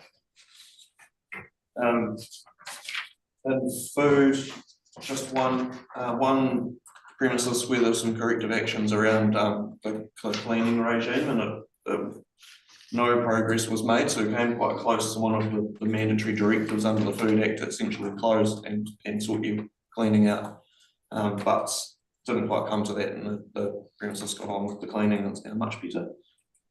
And I also just wanted to flag that we've started doing some work around grease traps just in the Hanmer Springs area. There is a requirement in the trade waste provisions of Three Waters bylaw for oil and grease producing premises to have a grease trap, and there is a sort of known issue with grease and fat blockages in sort of Jack's Pass wastewater line, so we wanted to go and it's learning for us about grease traps and how they work, and also some education for the businesses about what they're required to have. And so we've done one round of visits so far to premises, and it's quite interesting. Even premises that have a grease trap and know they have a grease trap and have their grease trap serviced might not know that much about their grease trap because it's old and it's tucked away, and it's hard to actually get an idea of what condition it's in and whether it's working. So there'll be a mixture of people in that boat, businesses that don't have a grease trap at all, and possibly businesses that do have a grease trap and don't know they have a grease trap. We're aware of at least one of those that's popped up because it's just tucked away under the floor. The aim being to try and reduce those fat issues that the wastewater line's having in that area, ultimately. And I just wanted to flag as a topical thing, they might have seen the parking infringement. They're a nationally set fee, and they've been adjusted for the first time since 2004. So it's a reasonable jump across the board. It's around that ends up being around a 70% increase for most of the parking fees. So the ones that were $60 ones are going to $100, and but the big ones, the parking in a park reserved for disabled people is going from $150 to $750, which is a really hefty parking fine. We've just got a few spots in Hanmer Springs where that's a regular issue, parking infringement for us. So we've actually got some temporary supplementary sign on the way to just draw people's attention to that, because I think, parking infringements seem to be one of those things that really get up people's nose, and we get a lot of pushback for issuing even a $21 one, so a $750 one. I sort of want to be prepared as best we can. And could you just clarify, because I think I read when they brought these out that, we don't have parking wards, so does that only get in our area enforced by police, or who can control or issue those fines? Mr. Chair, the contractor in Hanmer Springs, they actually have a program of parking enforcement in Hanmer Springs that's done through the contractor, and we also compliance staff are warranted as parking wardens, so if we needed to go out and do an infringement, we could, but we only do regular sort of patrols in Hanmer Springs. And I understand that was originally at the request of the community board to try and deal with some of the really big parking issues that they had up there in the past. Yeah. The other thing, just before we move off page 39, came up earlier in a report earlier on around the freedom camping and costs and things like that, and around how the tourist levy's just been increased to the government for people coming into the country. In a discussion around freedom camping, as I understood it, came in, I think, Rugby World Cup in Auckland, with the expectation of the Brits coming over and campervanning around the country, if I'm not wrong, which is a long time ago. Is that is that anything coming up for discussion or review nationally in the near future? Through you, Mr. Chair, not not that I know of, there were those amendments to the Freedom Camping Act, was either last year or the year before that tweaked the self-containment standards and also changed the legislation, so there's essentially a default national rule, which is that freedom camping is only permitted in self-contained vehicles on local authority land. So if you don't have a bylaw, that's the default rule, and then you can do the bylaw thing to amend that, or you do need a bylaw to create your prohibited areas. And if you had a bylaw, it has to be updated to make sure there's no conflict with that new legislation. And I think the general position of ours is the same as the default rule. But in order for us to keep those areas that we have designated in our bylaw, and in order for us to keep our prohibited areas, that bylaw will have to be updated. There was a transitional period though, so we've still got time to do that. And I understand that it is on the policy work program. The other thing is, you mentioned the visitor levy. I've had a discussion with MB within the last month about whether there's any forthcoming funding of the sort of operational variety that we've had previously, and there's nothing planned. There may still be rounds of the tourism infrastructure fund from time to time, as far as I know, but that operational funding has ended. Thank you.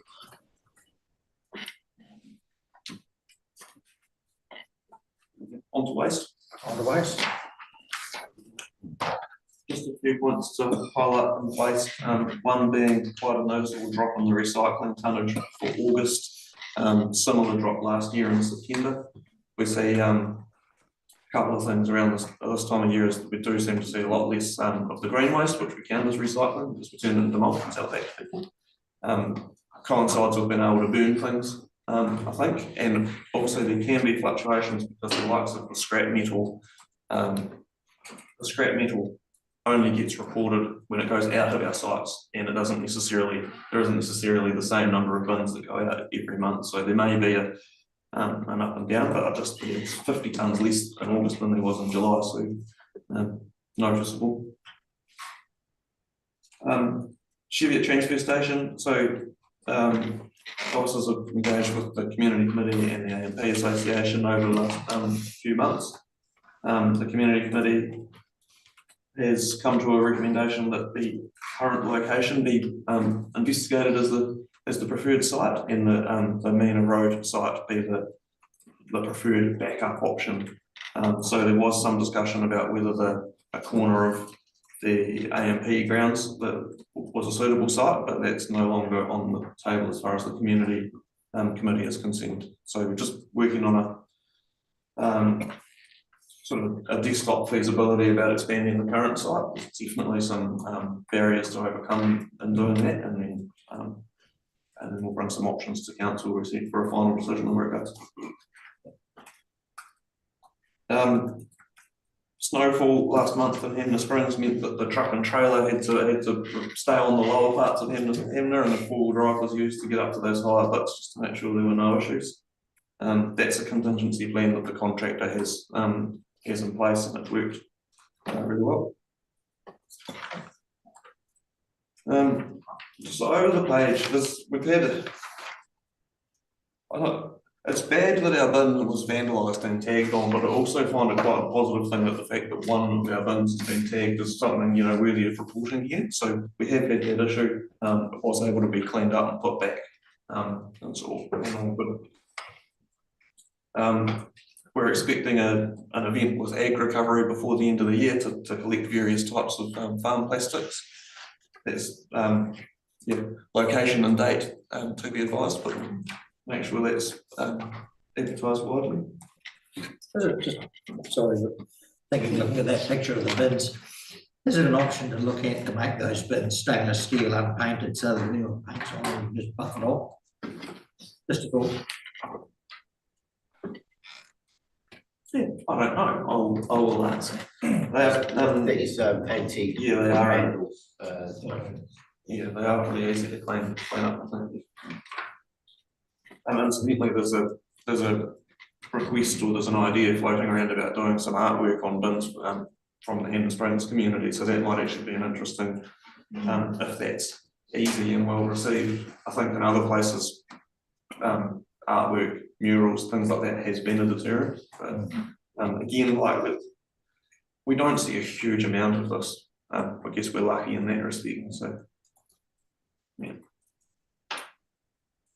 Right, can I just ask a question, Andrew? It's on page 41, I was having a little bit. We had that discussion in the LTP around, you know, the cost to clean the bin, you know, empty the bins on a regular basis, you know, it was like, I can't remember, X amount of dollars, quite a lot of money. So we're looking at having less bins, and I guess that's what that statement's about. So does that, we're looking at reducing that,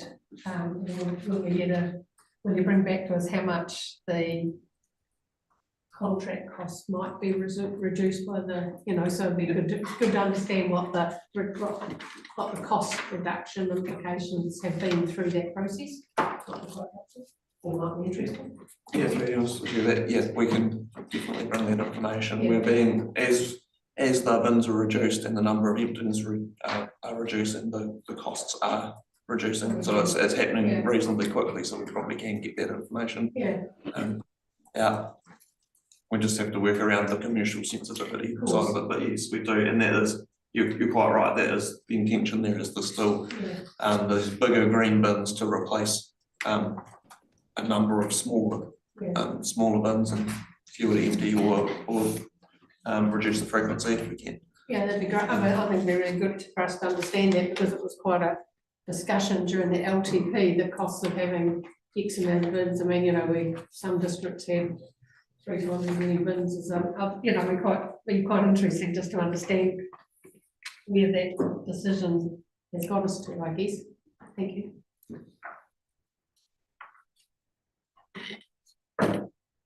I don't really have anything else that I wanted to highlight. Oh, there's one cost saving initiative that we've had at Amberley Transfer Station, and I think we've talked about it in the past, is that we have when we have the really busy times over summer, particularly on Saturday, it's we had an extra staff from the contractor on that sort of upper level of the transfer station to assist direct traffic, help people put things in the right place. Which obviously we pay for having extra staff there. So during winter we've noticed it wasn't as busy, so we've had that staff pulled back and just save that cost. Yeah, picked up on that. I just wanted to clarify, Bruce, what's the situation? That's staff on their own, even if they're down the bit or working around, they're still a radio contract with the office to check in, check out for part of it, aren't they? So if they trip over or anything at all, they're That's right, there's contact between the Weber staff and the what do you call them, the forecourt pit staff. So I mean, it's not a safety concern for staff, it would just be if it was unexpectedly busy and we wouldn't have had that additional pair of hands on the upper. That's good. I probably also wanted to note that contractor performance for July and August was excellent, so that's good. I think they have been doing a good job. Yeah, Mr. Chair, sort of this year's update to this report, we wanted to bring some information about the contract KPIs. But it is an older bespoke contract, so it doesn't necessarily have some really neat numbers that we can graph for you. So that's how we've done it for this month, but we'll just review whether that's actually useful for the committee or not.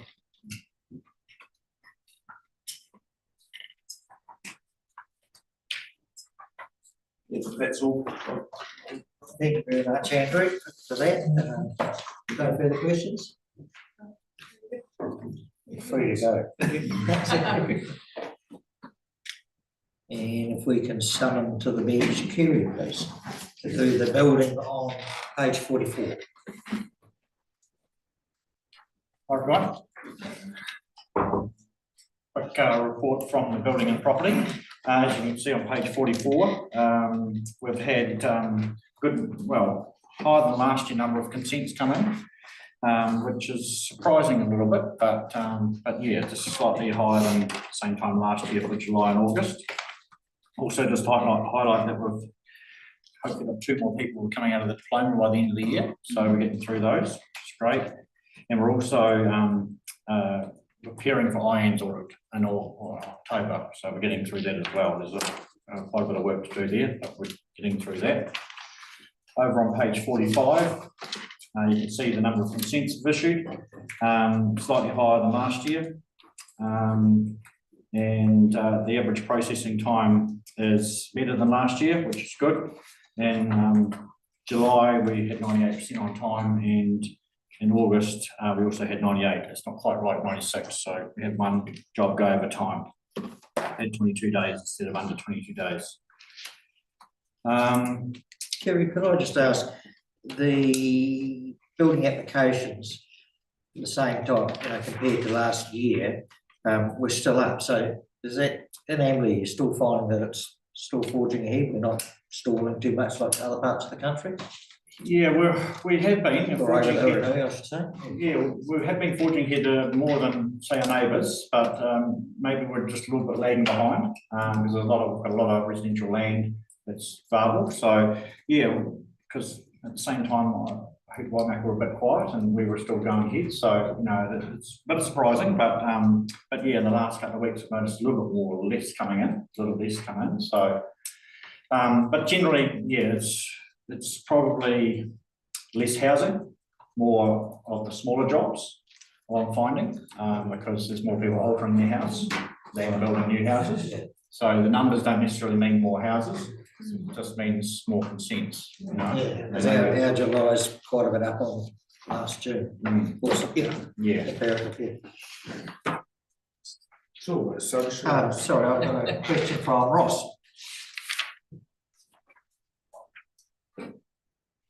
Yeah, you're muted, Ross. I can sign for you if you like, but I'm not really good. Yes, sorry. Yeah, apologies for that. Kerry, just regarding building inspections and the time taken to book an inspection, I have heard that sometimes it can be a week or 10 days. Is that a staffing thing, or? And I appreciate it does fluctuate. You don't know what's coming in the week ahead, but is there a way of managing that to keep that time down? Because I know that can put pressure on builders if they can't do the next part of the job. They're waiting for an inspection, and the flow-on effects of that can slow a job up. So, is there a way of dealing with that issue? Through the chair, I don't think there's ever been a time where we've been a week out for bookings. So yeah, at the moment you can get a booking within a couple of days.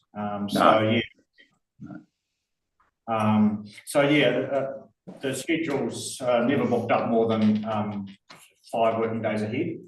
So you can always rearrange things to get inspections done. The builders that are saying they can't book for 10 days, it's not right. I've got personal experience, Kerry. Yeah, we have like Hamner, we go to Hamner 3 times a week, and sometimes the 2 Hamner runs might get a bit busy, and we might be able to put an extra Hamner run on the days we don't normally go to Hamner, for example. So there's always a way to work it. So what I'm trying to say is we're never full, but the Hamner run might be full for that Wednesday, and you might have to wait till Friday. But we might be able to put on a Hamner run on Thursday, for example, when that's getting full, if we've got demand. But it's a bit of a balancing act, because if you only got one wanting an inspection on Thursday, it's not really worth driving up for one inspection. We really need a couple, and it's a bit of the tipping point, hard to choose. But I can guarantee someone can have an inspection within 5 working days, no problem at all. If you see anyone that has that sort of trouble, give me a ring. I can make it happen, because there's no excuse why we can't get there. Thank you.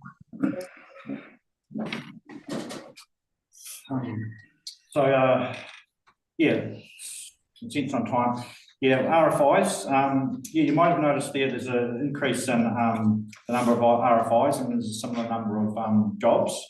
So yeah, we have noticed a dropping of the quality of the plans coming in the last few months, which generally means more RFIs, which is not ideal, but when the things get tight, the quality drops a little bit. So it's not particularly good. With the co-compliance certificates, we have issued more co-compliance certificates than last year. We're still coming off the back of that big cleanup we had. That should eventually align with the consents issued, but it's still quite reflective on the work we did earlier on. Over to page 46, we had one CCC go over 20 days, and but other than that, it's all caught up.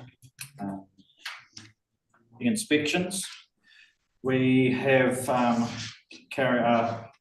rates in July and August was 64 and 71%. So they've increased a bit, which is good. And the value of building work coming into the district is higher than last year. So with about $11 million spent in August.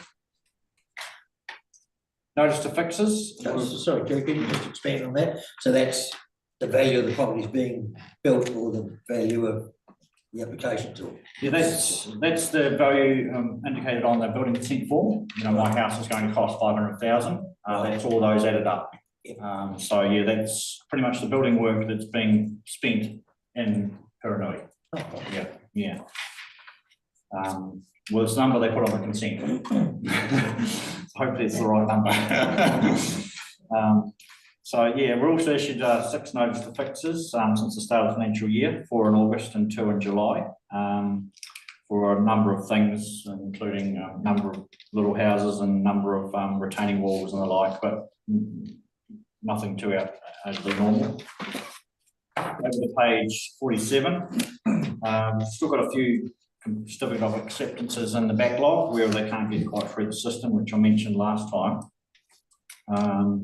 And some of the topical information, we have some contractors still helping us out with processing and CCCs, and also with helping us to cover some work for IANS that we're preparing for. So they're quite valuable at the moment. We have IANS coming in, as I already mentioned, on the 21st of October to do a full audit, and we're hoping to get a better outcome from that than we had last time, because we've put quite a bit of work into it this time, and we're more confident. Yeah, the determinations on the tiny homes, because they're quite topical right throughout the district, because they're going in everywhere, to be honest. And so these determinations will help us a lot in guiding us whether what is building, what's not. But there's no update from MB yet, and some of these determinations can take months, if not year or a bit. You know, so it could be quite some time before we hear a result on that. So there's no real update on that. Thank you, Kerry. You had a question for Mo? Well, thank you, Mr. Chair. Kerry, I just noticed down here on the main street, in the EP section between, just on the Snowy Sally Max, a wheeled vehicle with a tiny home construction. Is that?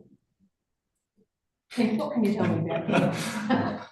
Through the chair, I know very little about that, but it's, you know, a tiny home on wheels that's not connected to services is a vehicle. So it doesn't need to involve council or building consenting and property planning, you know. But as soon as they start making it not movable and connected permanently to services, it becomes building work.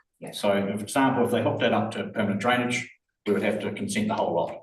But if they kept it mobile and not connected to services, then it's a vehicle. Yeah. Or 2 vehicles joined together in that case. Well, that's right. I had a query on that. I thought, well, I looked at the L-shaped building and I thought, well, you're not going to tow that away. No, that's right. It doesn't need to be go on the road. It just needs to be movable on the site at the very minimum. It says movable with relative ease. So if I can I just ask an honest question? So when I looked at that, when I wandered down the road at lunchtime, you know, it's an L-shaped. Is it your opinion that is only just butt jointed, not? I mean, you know, is the L shape just butted up to the connection? Is it just pulled apart without any? Is it sealed or whatever? I'm not sure on that one actually, but if it did just pull apart without any taking anything off or remove anything, that would probably be 2 vehicles just pushed together, like 2 caravans pushed together. But if they have to do some work to take it apart, then no, it's not really a vehicle because it's not movable. So if there was guttering around that dry L shape, it would not be deemed as a vehicle. Yeah, It's movable, yeah. if you can't basically hook your truck up the back of it and tow it away, Yeah. then it's probably not a vehicle. Yeah. It's probably something Could else. I ask them, probably at home, with what Kaingaroa is doing, they're cancelling some of the builds and there's still a shortage, and we see in the news places like Rotorua or moving amount of motels and things, and where are they going? It's going to bring up the question of the tiny house or whatever. Is there anything coming down from above signaling that things might get relaxed or tightened up around that tiny house or smaller part of the market? And you think change, nothing coming regulations or anything clarification? There's not, but when we gave the department feedback on the sleep outs. Yeah, very Yeah, good. Flats, yes, yes. We said, can you tidy up the tiny house stuff because it needs sorting out. Yeah, yeah. Nobody seems particularly keen on fixing it. No. Yeah, thank you. Vince, What sort of buildings are getting built on our reserves and roads? Through the chair, all types, everything, from little dwellings through to sheds, mainly sheds, but there is a couple of little sleep outs and kitchens, and yeah, it's the land that's adjacent to private land, and they've just expanded into our land, which could be a reserve or a road, and because it looks part of their site, they've just made it their own in some ways by building some structures on until we have to deal with it. Yeah. So, but there seems to be a bit of a trend of people either letting us know that there's an issue, or yeah, just 2 or 3 in the last month we have noticed of buildings on our land without any permissions. And you probably know, if you look through all the roads and easements and things, there's a number in a lot of our communities where the neighbours have expanded into the reserve or the easement. I could well imagine, particularly with Angler Beach, with the discussion of retrenchment or moving, or just what's going on down there. Some of those properties are now thinking, well, do we have to buy it? Do we what? I could understand perhaps that sort of thing going on down there. Yeah. Right or wrong. Quite a major thing to fix, really. But we're just picking them up one at a time at this stage. But yeah, there's a lot out there that haven't had a complaint against it, sitting there. Yeah. And we've got a new section here on 47 on the missed statutory timeframes here. So you can see the reasons why we've gone over time. And the CCC that went over time here was a really old one, and it was over 20 days. It's been over 20 days for 12 months or more, and it's just been cleared out. So that was like already over 20 days. So that was so far over. We had a little bit of a human error thing with the CCC where an application wasn't put into the system properly, and another human error on a building consent that wasn't dealt with quickly enough, where it went over to 22 days instead of 20. So that's the end of building. If I can move on to property now, if there's no further questions. Are we tracking in the right direction to achieve that land accreditation? Yeah, through the chair, I think we are. Yeah, we've put a lot more effort into it than we have other years. We've gone through all there's an internal audit you can go through, and we have some help from another team member going through the audit. We can do a self audit.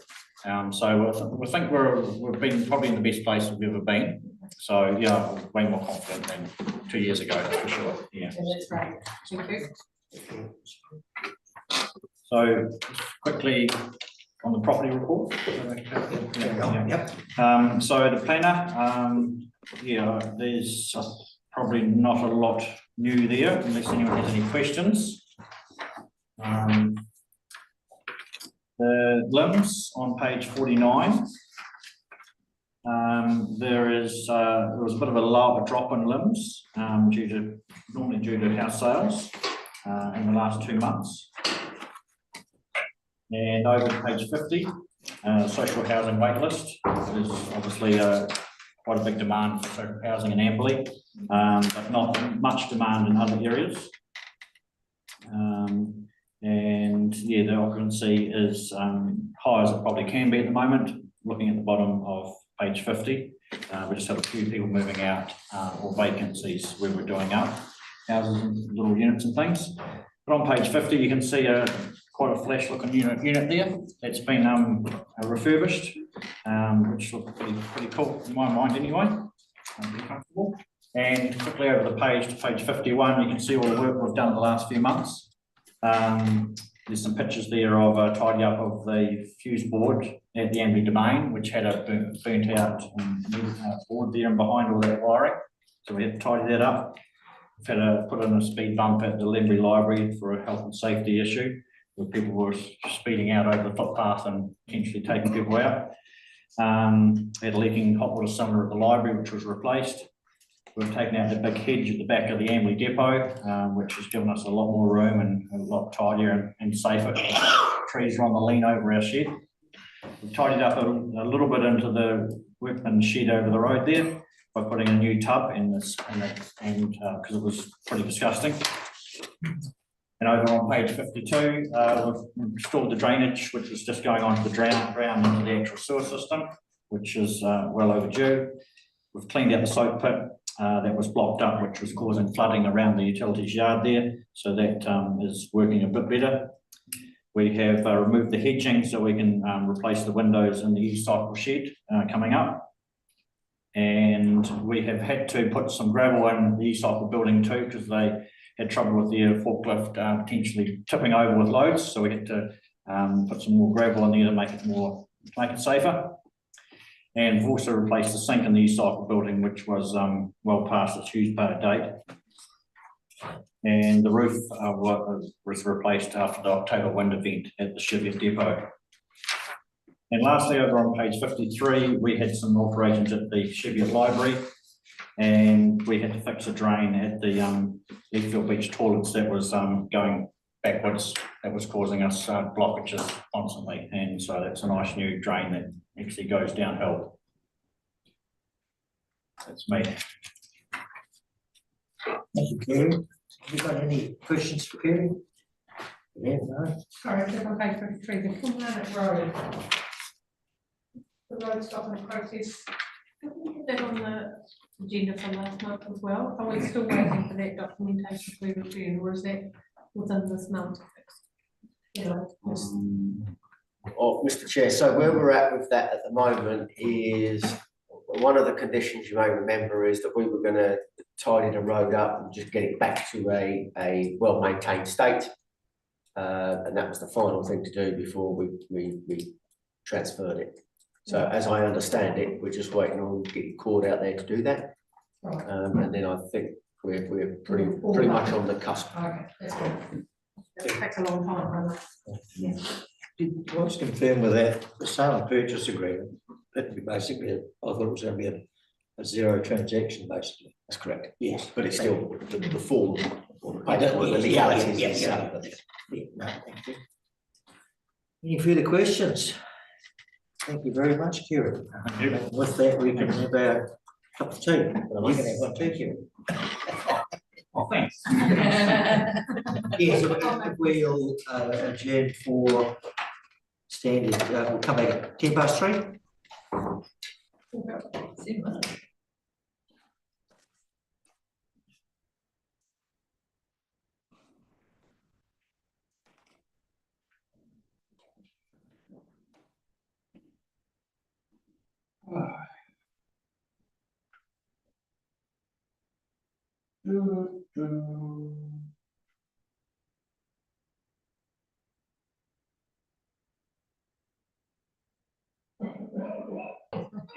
Welcome back.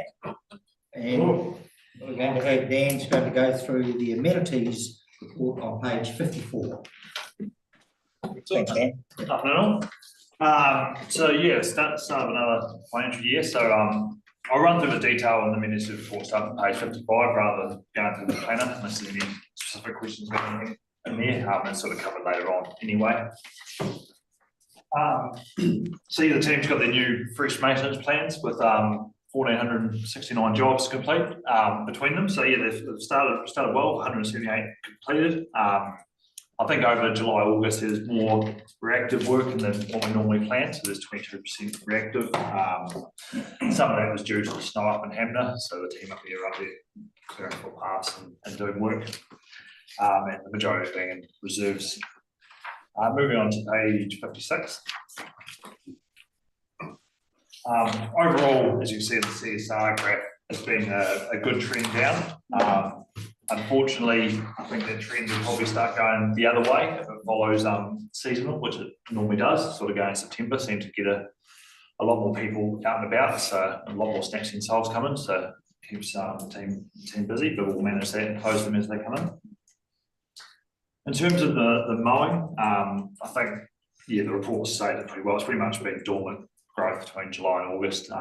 That's changed now, and we're seeing a lot more mowers out and about, which is pleasing to see. But yeah, growth is really starting to pick up. So we're meeting with Delta next week to go through and just make sure that they're geared up and ready to go, which when we last met with them, they assured us they were, but yeah, still good to run through it with them.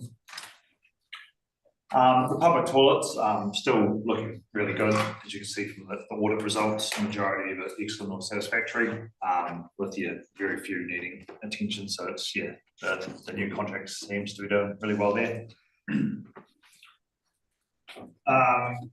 Moving on to page 57. So in terms of interments, half and half between ashes and full burials, which is sort of the trend these days. It seems to be about 50% of each, so that's sort of carried through. And then the next few pages, a few photos showing some of the works the team's done around the district. Like I said, overall district looking great. All the spring colours coming through, it's looking really tidy and nice. So, is there any questions about the Menzies report? Just on page 54 with the reserve inspections.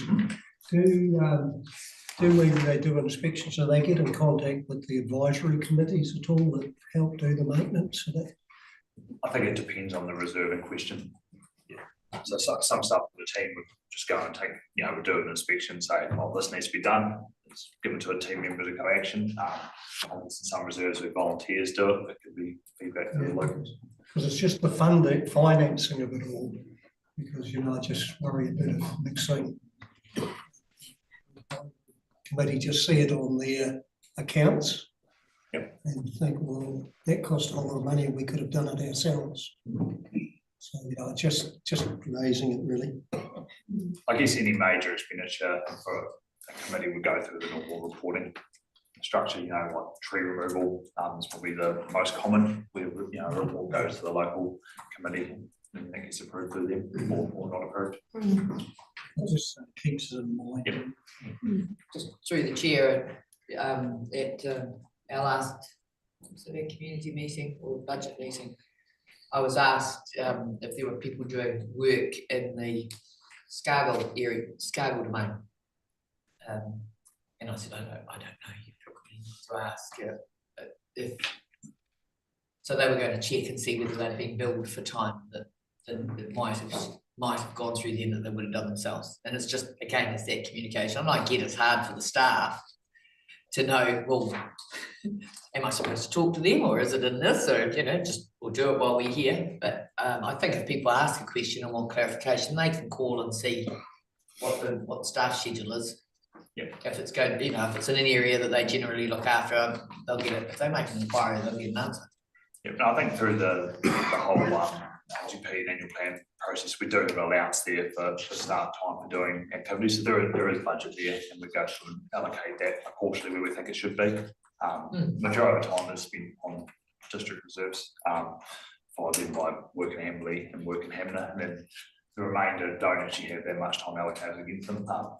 No. As Councillor Day points out, a lot of volunteer hours going, which keeps it that way. So. My suggestion to them is just to make contact and see. Dan, I mentioned earlier on, was prompted when I saw garden ladies at the front doing a great job in the rain. So I guess you pass on the gratitude and respect to the amenities team that are out there doing it and with it. So it was good. It was good to see. Thank you. If there's no more questions about the amenities report, I'll move on to the program report on page 60.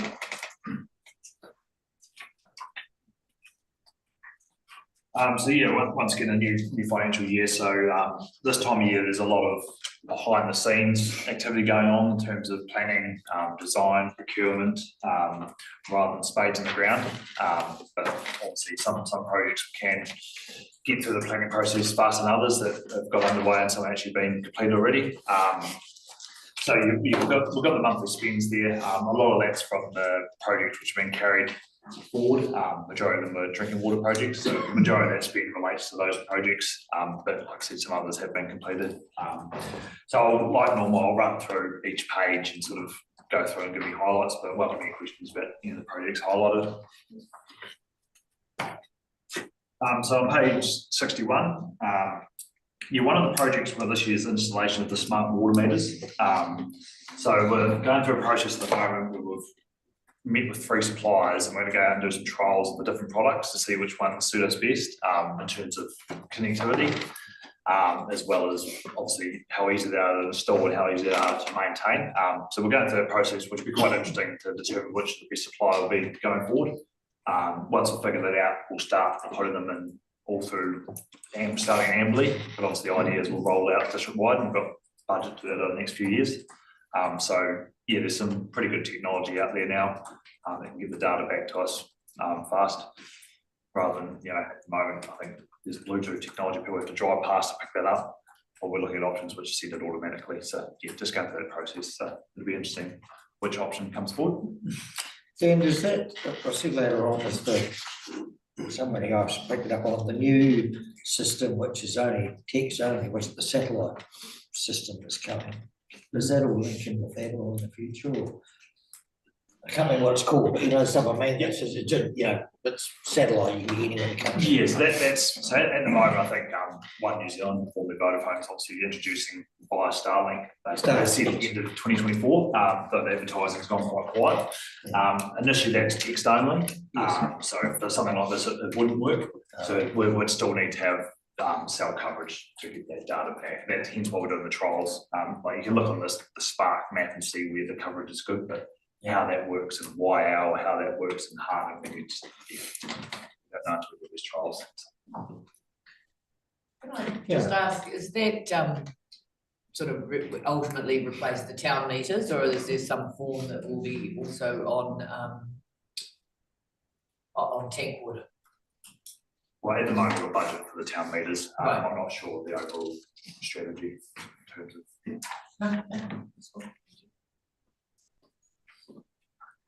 I'll ask a question just about the format and yep. So everything here on this planner from page 60 through to wherever 62 with all of those activities. So all of these are budgeted items in our LTP that we can see.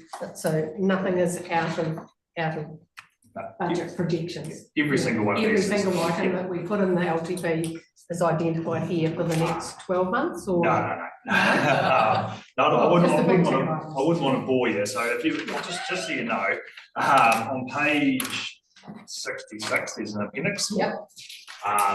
So this here is the list of every single project there. We went through and deleted some of the ones that weren't applicable, like vehicles and IT stuff. But so every single one here has got the budget and the project. The ones I'm giving updates on are the ones which are progressing. You're working on those at the moment. Okay. Yeah. There's some in here which are worth, backflow prevention device, $900. I'm probably not going to write a paragraph on that. Yeah, no, I was just trying to get in my mind, like to marry these two things together, I guess. Thank you. Yeah.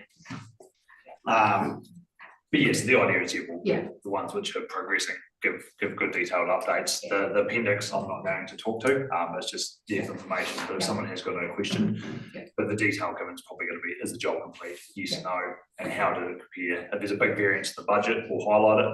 Similarly, if there's a big saving, we'll highlight it as well. Yep, that's great. Cool. Any other questions on page 61?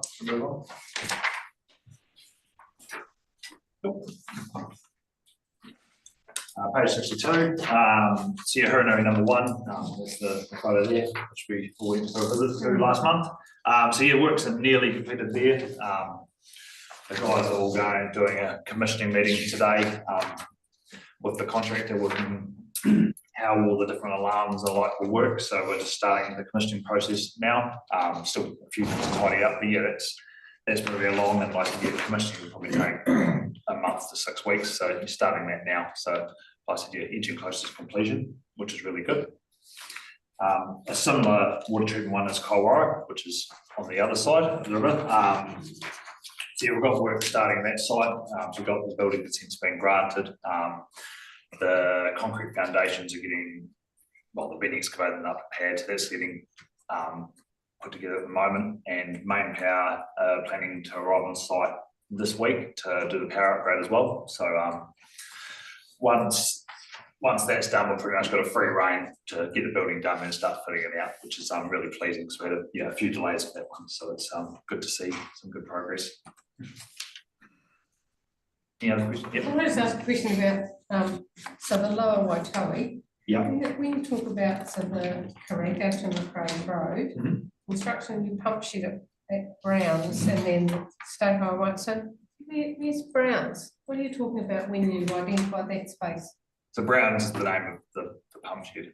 So whereabouts is that though? Because then it goes under State Highway 1 and then down to like, so Mullins pump shed's on the top of the hill, isn't it? Mm-hmm. Yeah, so I'm just trying to figure where, because it cuts across. So it's on the other side to the Lower Waitohi treatment plant. So it's on the, if you're driving from here to Hamden, it's on the right hand side, sort of trying to explain it this way. So sort of like McRae's and up the hill. That makes, or should I show you on the map afterwards? Yeah, maybe. Yeah, maybe. It's just curious. I mean, normally that's identified by either a farm location or whatever, and I just don't know where Browns is because I thought I knew where. Weeds. Sorry? Browns. Okay, point taken. He knows it well now because he spent so much He time. doesn't know either. I just called the order. I was just curious. That's all right. Any questions on 62? Can I move on to 63? Should that read State Highway 7, not State Highway 1? Correct. No, Brown's on State Highway 1. Yeah. So, but you're talking about Lower Waitohi. It's not, it can't, but that's what's confusing me, I'm sorry. Yeah. And because Karaka, I mean, it comes across Hardham, it comes from Lower Waitohi, it comes across Cassidy's property and then it cuts across State Highway 7 through McRae's Road, down the valley and goes up to McMillan's pump shed. So that's why I was trying to locate what we're talking about, because I thought Browns was actually down at the end of the Scargill Valley. Browns is down by the golf, Scargill Golf Course. Yeah, so this isn't, so I'll check afterwards. Okay. Yeah. Browns is on State Highway 1. Yeah, so Karaka Road and McRae's Road are State Highway 7. Yeah, so this goes all the way over. So Lower Waitohi goes all the way into just north of 1. Yes, I realise that, but it goes over the hill on McMillan's property down the Waikari Valley. Goes over through the Palmer's Booster and then goes down to Browns. Down the Scargill Valley. No, not down the valley. No, so, okay, it'd be good to have a wee look on the map too, so despite the fact that it feels to me as if the narrative there doesn't fit the location, but I may be completely wrong. And I'll accept that. If I could, I'm wondering, the confusion was Brown's family by the Scargill and there's Brown's family at home too, isn't it? Yeah, Maybe I don't know. We'll chat later. Sorry, Dan. All good. Page 63. So Queen Mary South. So at the moment, actually today we had a contractor out there doing some testing of lead paint. and also some underfloor asbestos testing just to figure out what's there. So as part of that, we've been putting together a tender document. So once we've got the information, we've been out to a contractor who's given us an indicative price, but we've got to do more testing. We're going to go back to them to give us a price, and then I guess we'll be, depending on that number, is we're ready to go. And if it's more, then we'll have to bring a report back as well. So for that, another one which is underway at the moment is the Amberley Hall car park. So that's getting a reseal at the moment. So those works have started and underway. Could well be finished actually, but not sure whether. So it's underway. Any questions about the project on 63? The demolition of the Rutherford building, will it, if it's in budget, will it just come back here, or will it just get done? If it's out of budget, will it come back here, or will it come back to council? It's gonna come back to council, Okay, thank you. Yep. Perfect, thank whether you. it's in budget or not. Yeah, okay, great, wonderful. Page 64. So we've got a couple of photos there of a couple of jobs in Harden, which have both been completed. So one was upgrading a crossing in a existing stormwater swale, so upgrading the capacity of putting in the dual 600 pipes, you can see in the photo. And then the other one is on Seymour Street, which was underway when this report was written and has been now been completed as well. So yeah, a couple been completed, which is good to see. Moving to page 65. Another stormwater one. This one's in Hamner Springs, so the installed pipe in Conoco Hill Road. So these works are sort of at the intersection of Conoco Hill and Denby Place. Denby Place has a lot of properties sort of below the road, and there's always been historically a lot of stormwater running off, missing the sump and sort of going down to those properties. So these works try to address that to remove that water going down. So they're looking at starting early next month, which would be great. Yeah, a lot of planning's gone into that one, so it'd be good to get them started. And that's me. No questions at page 65. Dan, we don't need to go through what you said, but page 66, I just looked at the figure against ordinary number one and wondered if that's missing a zero. It's not, because it's a carryover. So that's the carryover budget. So this is all out of this year's annual plan rather than. Thank you. Yeah. Fiona.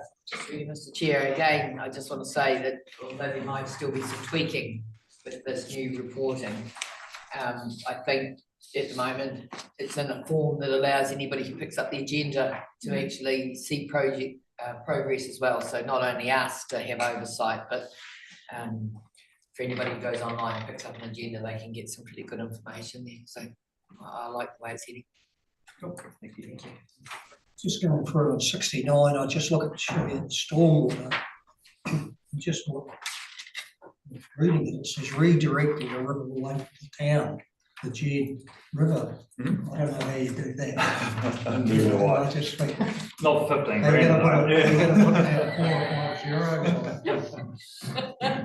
Yeah, just the narrative, I don't know what you mean by it. Well, that's what's in the annual plan. That's the description there. I don't know the detail about that job. I've never even seen the details. I don't. Yeah, I'll get that. Yeah. I don't think anyone is. Yeah. I imagine it'd be improvements to the river flow rather than. Yeah, I just wonder because, I hope everything else has got background information to it. It's just not been chucked in.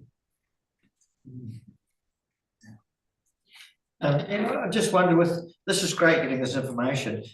We're not compromised in any way where we're publicly putting out budgets and then calling tenders for that work. I think if anyone wanted to see our budgets, they could go on our website and. For example, the demolition, we've got a contract, he's already got he's got budgets. Well, Mr. Chair, what they don't see is all of that. That is the all-encompassing budget for a piece of work. That doesn't include any other contractors that might be involved, doesn't include any of our time, any consultancy time. So that's the all-encompassing, and that's probably part and parcel of working in local government, that all of our budgets are transparent. Yeah. but they don't know the detail that sits behind. No, that's good, that's good.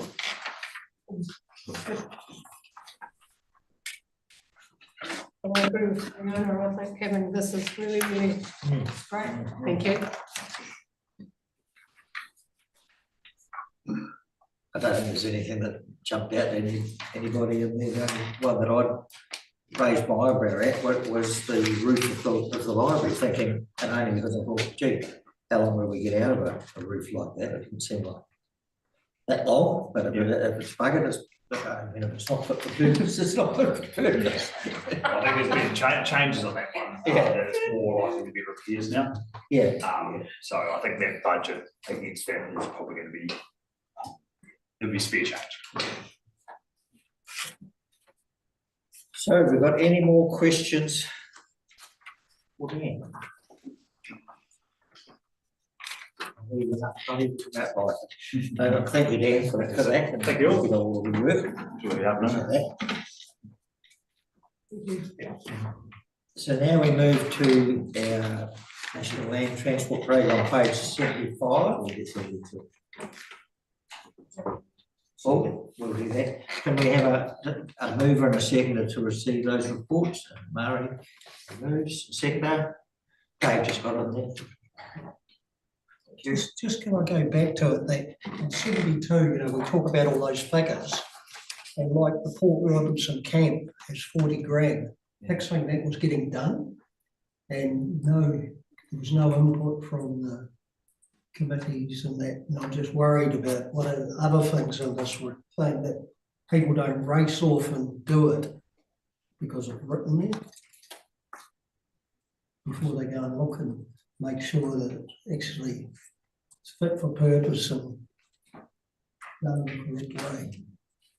Well, I guess there'll be a appropriate process to go through with all of them, won't there? They'll be going through a procedure and a process before anything's, before the shovel goes in the ground. That's right, Mr. Chair, and as I explained to Councillor Daly last time, what had happened, it was miscommunication essentially. So we had a team member that hasn't been with us for a long time, didn't know generally how things go, but was of the understanding that when something gets approved with the LTP, it's approved, ready to go. So in this instance, where these are essentially, we've become the bank account for these reserves, and actually it's their money rather than council money. So they were going ahead trying to spend the money, trying to get through the capital programme, and they just weren't aware that actually we should have gone and engaged with the community group and say, how do you want this to roll? So yeah, it was just an error, a naivety of a new person starting. So hopefully we've corrected that now. I even think even the tendering, the system of even if it's council things, it's got to be done right, that we get the best bang for our bucks.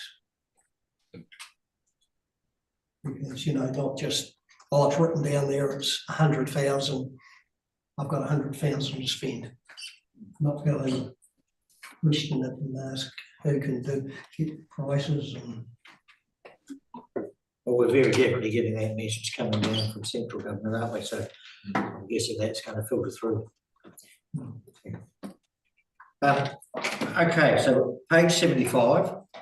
And, are you going to go through that, Dan? That wasn't going to happen. If Dan could take us through the National Land Transport Programme final decisions, all that thereof. Thank you, Mr. Chair. So this is really just it purely is for information, because the next iteration for us is to actually work through these budgets and then bring back a report for your approval of where the expenditure is going to occur. So as you know, we've put a bid in for just over 60 million. NZTA in their wisdom decided that they would support a budget of 32 million. And that was, we got told that a couple of months ago through their indicative funding allocation.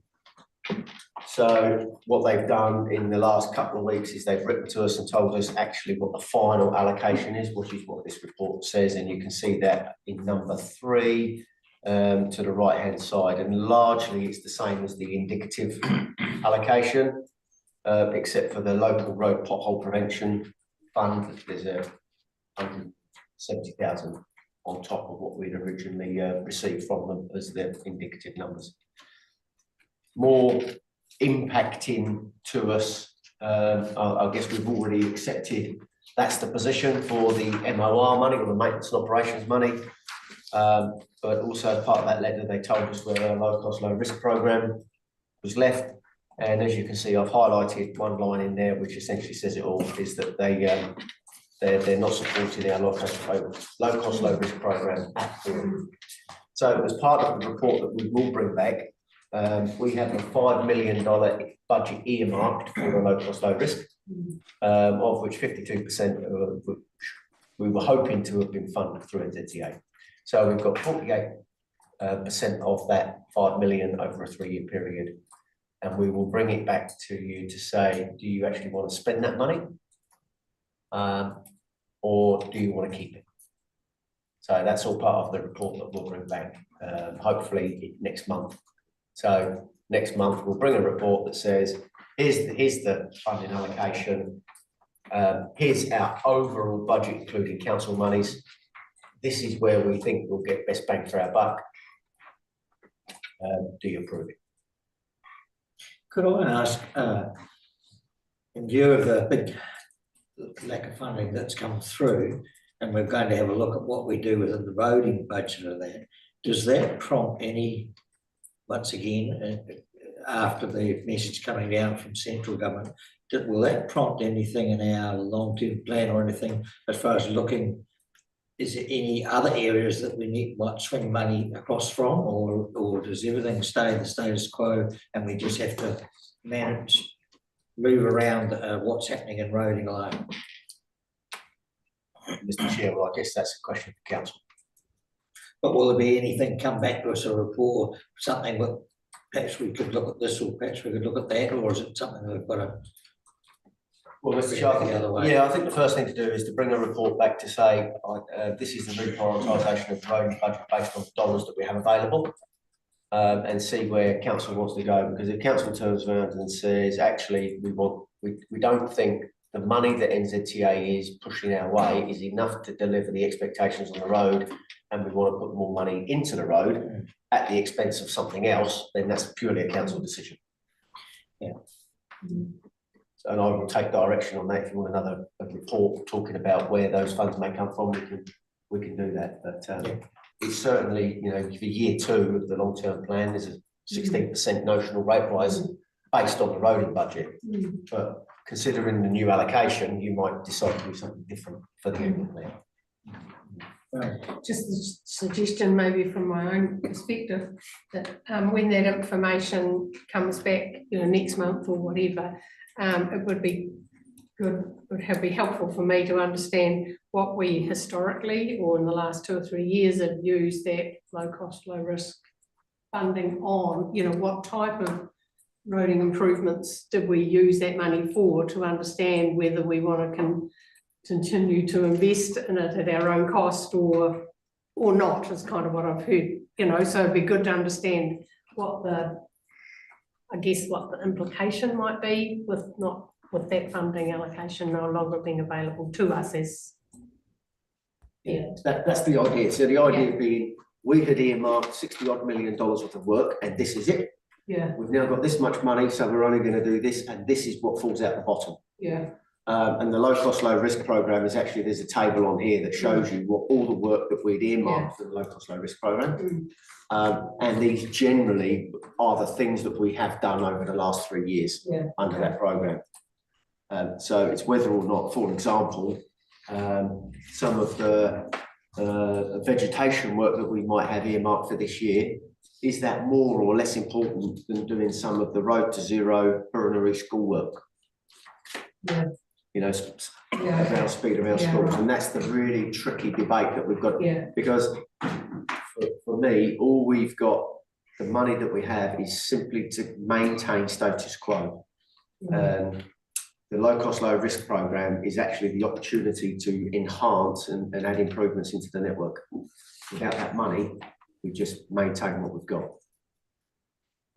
At this sorry if I can, this appendix on page 77 is actually what we've projected to spend if we've been successful in the bid. It'd be helpful for me to understand what we had used that money for, just so I can get a comparison, if that makes, yeah. Yeah, it does, yeah, it's along the same lines as that work, but I Yeah. get the point, Yeah, yeah, we yeah. can tell you what. Because then, you know, then it's easy to kind of compare apples with apples. Thank you.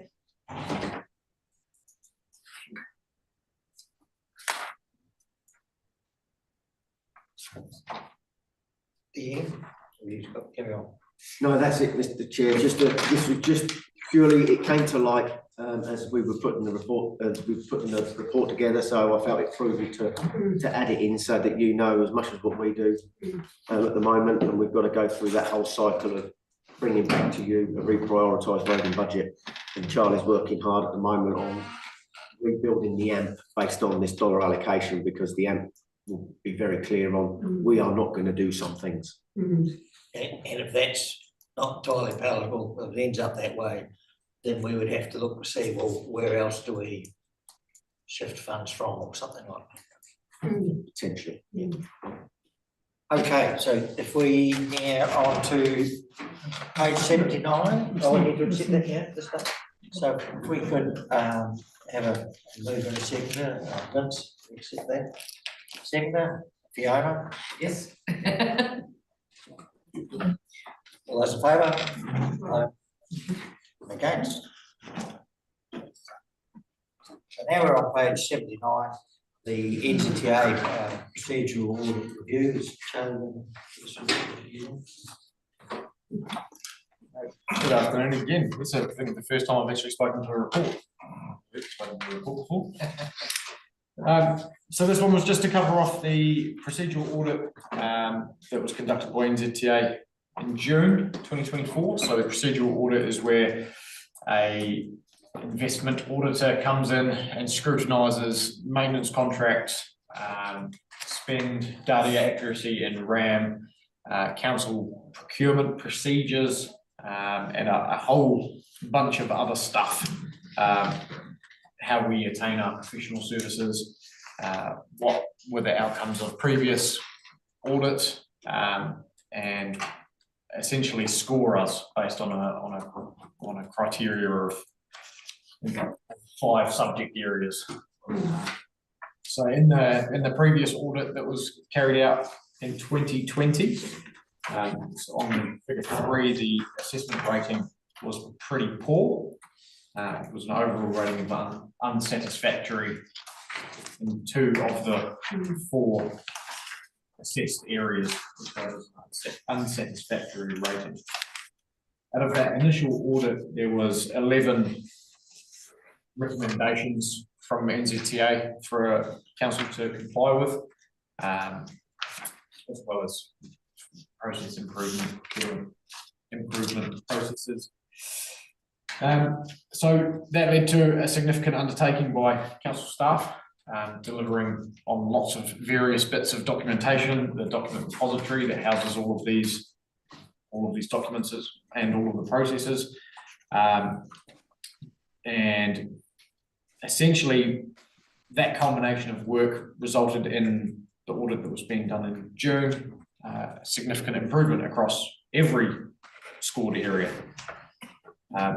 from unsatisfactory to an overall some improvement needed.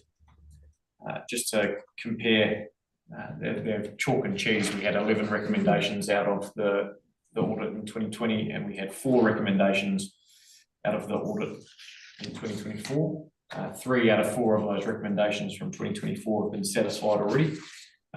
One of them is an ongoing, so it will be satisfied by the end of this financial year, but we'll drop off from the next one. So that was a huge improvement. One of a couple of learnings for us is just to make sure that we take on our document retention and accuracy, which we're doing really well, and make sure that our procurement processes that were established are being followed, which they are, and they're incredibly robust and working really well. There was a couple of emotional comments from the auditor saying that it's like a different council this time around, which is awesome. So the last remaining thing for us to do is to satisfy the Lake Sumner Road Safe Systems audit, which isn't necessarily to complete any works, it's to actually respond to the audit that was completed. So the audit was carried out after the road realignment, and there was a couple of items that were picked up as part of that audit that weren't responded to. So we just have to respond to those, which we'll do over the course of this financial year. Charlie, what's the frequency of it? It'll be 2020 to 2024. Is this what's the frequency? Is it? It's at 3 years or something? 3 years. Yeah. So this one part goes offset to the technical audit. So usually we have a procedural audit and then a technical audit. Right. So this year we have a technical audit in November. Yeah. That was just because the last one disappeared into the ether. So through the chair, Yes, David. magnificent result, you know, moving the ship forward. So now we're more robust at using somebody else's money and more honest and more. And I am so cynical about all this type of stuff. It's just keeping someone in an office in Wellington busy. But from doing all these procedural things and are we actually getting more stuff done, Dan and Charlie, and more effective by all these procedural, are we getting actual physical outcomes from all this damn work, you know, because it's Doesn't make the boat go faster, isn't it? does it make the boat go faster? We're satisfying that it's subsidy funding. But there's a lot of bureaucracy and again, it's that same thing. We're just cultivating people to work from home from offices in town, and I just want people outside doing shit. And I just don't know. Do we just have to do it, suck it up and say, well, this is all good? It's just absolute more people working from home stuff. Well, Mr. Chair, it's a condition of the funding agreement that we have, is that we have to meet their high bar because this is public money that we're using. So I accept the level of scrutiny that they put us through, but as Charlie says now, we've now got a robust process in place. So as long as we keep continuing to work to those processes, it shouldn't be any more onerous for us. How much it's more onerous for them, well, I guess that's up for them to work out. But in terms of making a boat go faster, what this does, it makes us more reliable to them. And as you know, with any of these bureaucracy type deals, is that the easier you make it for the bureaucrat, the more the times they're going to keep coming back. So what that means is for us is when there is more available money, and there has been over the last 12 months, then they come talking to the people that they trust and are reliable. And that's us at the moment. So that's what it gives us. And last year we secured not only an additional 2 million, but we also got all of the emergency work funding. So above and beyond the budget, we probably secured somewhere close to $4 million. I wonder with the tone that's coming down now about getting council spending, you know, every dollar wisely, whether, if anything, this might increase, not reduce. More so with councils that are underperforming, obviously, but there seems to be quite a message coming down. I think you've answered my question, because if you're telling me you're more of a trusted partner and be reliant on it, I know you're going to get a better deal. Yep. So all I'm interested is making the boat go faster, not making it, you know, Charlie's guys that work in the field that aren't doing their job to do paperwork. If they wanted to do paperwork, they'd be sitting out the front desk, or they'll be an accountant, or they'll be a public servant. It's like a builder. Or an engineer. They didn't become a builder or an engineer to do paperwork. So you've got to make it simple, because otherwise you just, yeah, it's just. No, thanks, David. I read, there's a summarised recommendation, page 116. When you look at it, it all actually is quite logical stuff, and it makes it you know, sort of moving to all onto the same program, which is pretty, I can see that actually makes less paperwork.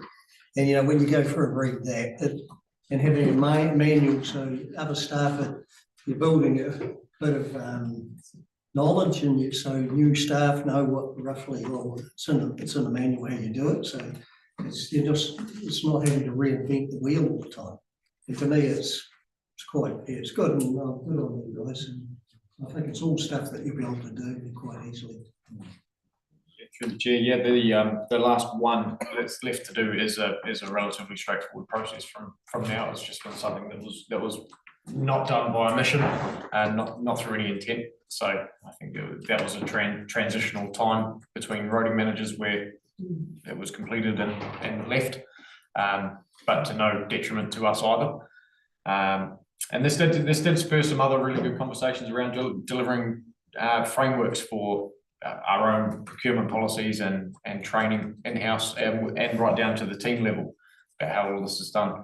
But you're right, it's about making a better boat. It's a different boat. Thanks, Charlie.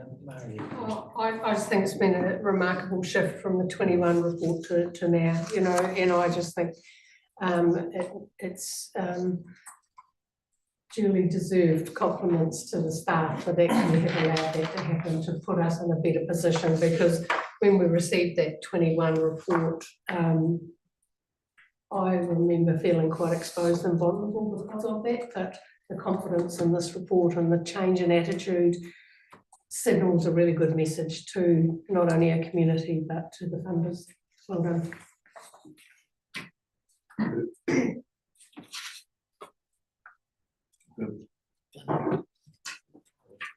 There's a great piece of improvement. Certainly makes my old school reports look a lot better when I see that some improvement needed.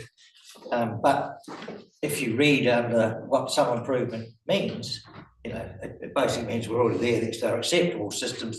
There's tweaking that we can do, but basically we're doing things right. So that's a vast improvement from the previous one. So well done. And if we look at the recommendations that were listed, they were incredibly minor. Yeah, that is hunting for a recommendation, which is a fantastic place to be. Yes, yes. We've got any further questions on that? So did you say? Have a seconder? Vince? Sit there. All in favour, say aye. Aye, against? Pass. Thank you. Thank you again. Thanks, Charlie. Thanks, Charlie.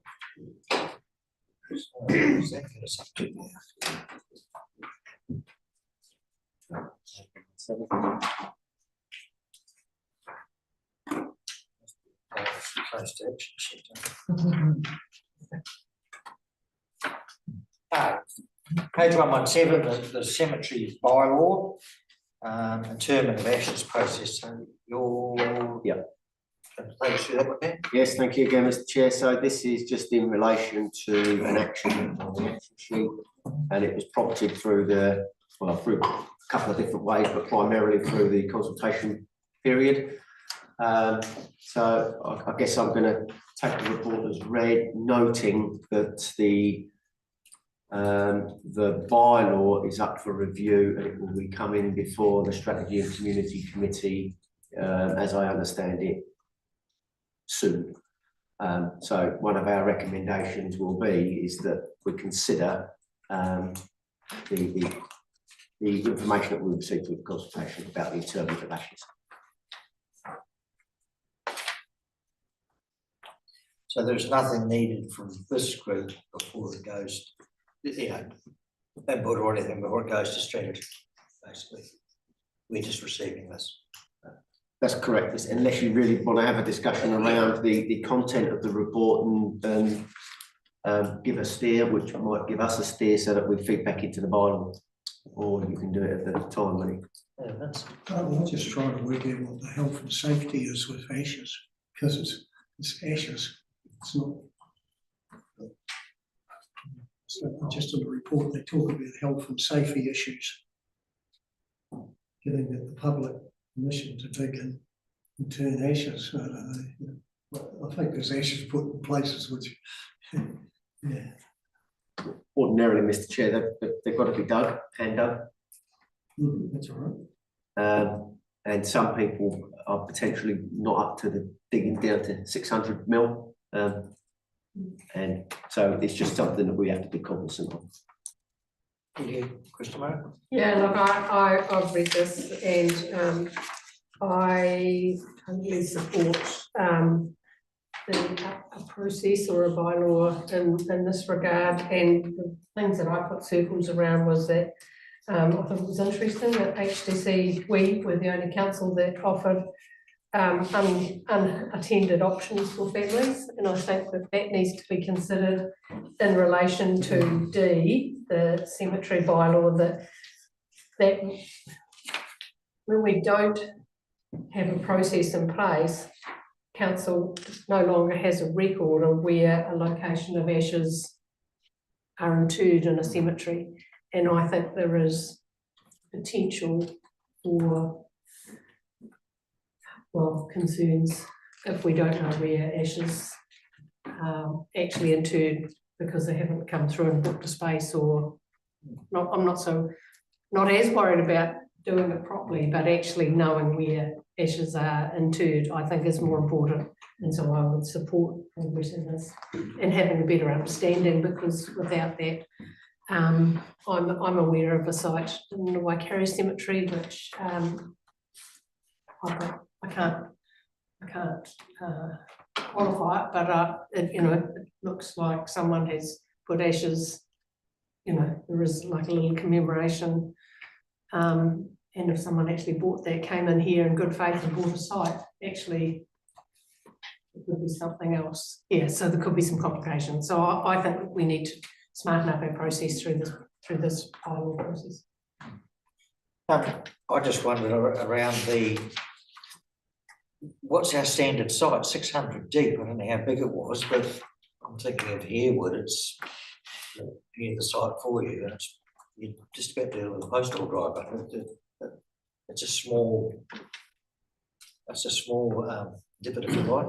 But are we a great hole for these ashes and take each set of ashes taking up quite a big area, or? I don't know, Mr. Chair, I'll have to have a look at the bylaw for the specifications, but I think it is just 600 mil deep. If you've got a shovel, then it's going to be a larger hole than if it's just an auger.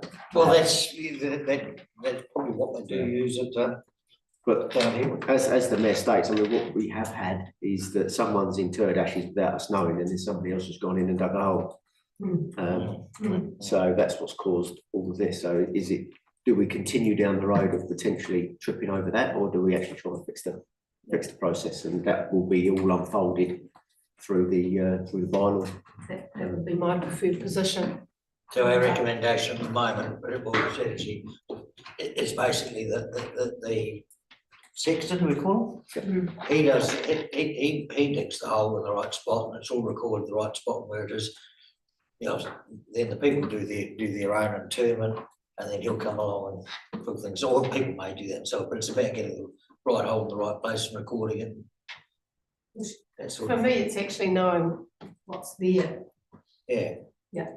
So it's a step before you even get to digging a hole. It's actually knowing that someone has come in here in good faith and purchased the plot. Yes. And knowing that actually it hasn't, when the sexton goes to actually dig that plot, regardless of whether it's a grave site but if there's what looks like a place of memory for somebody, may have been intentionally used when someone has come in good faith and actually purchased that plot. I think we need to tidy that up. Yes. Yes. We got any further comments or questions on that one? I'll have a mover that we receive that. Seconder. Over. Right. So that brings us to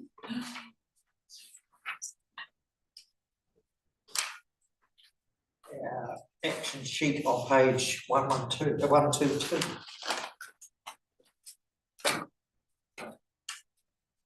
Maskell's Road. Well, that's There's been quite a lot going on there. Do you want to, where's that one sort of sitting at the moment? Yes, Mr. Chair. So as the comment said, I did have a chat with Chair Barnes. And we did decide that this probably wasn't the right meeting to bring this up, given that we were compressed for time.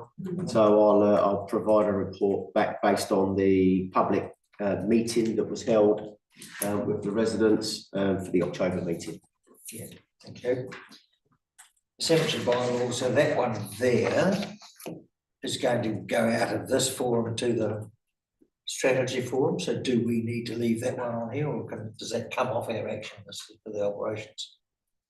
It's your action list, Mr. Chair. I think it's closed, but that's entirely up to you. What say ye? What? The cemetery bylaw that's now, as we understand, we've received it, but it's going to the strategy committee. So On their action sheet. yeah, that's what I'm thinking. So I think we can cross that one off ours if everybody's happy. Yeah, I think you were just looking for feedback from this group to take through to the strategy committee view. I was actually fulfilling an action, which was just to provide information around the interment of ashes. So that's pretty much what I've done. Yeah, Ross, we've got a tick there. And the last item, number 3, is around the Kiwi camp update. Well, we've largely gone through that one, and it's a work in process. You're doing a bit of research around that. I'll do some research, Mr. Chair, and I'll bring back a report maybe either October or November to give you a view on the campgrounds and how Kiwi camps going and we discussed earlier.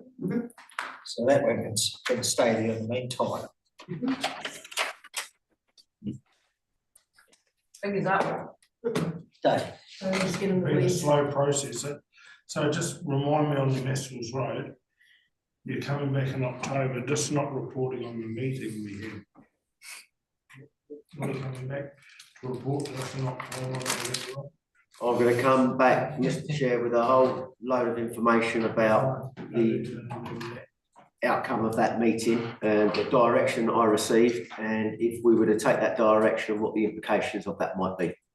And then we'll be seeking depending on how you go, if you support it, then you'd be making a recommendation to council, and then the report would be then played out at council.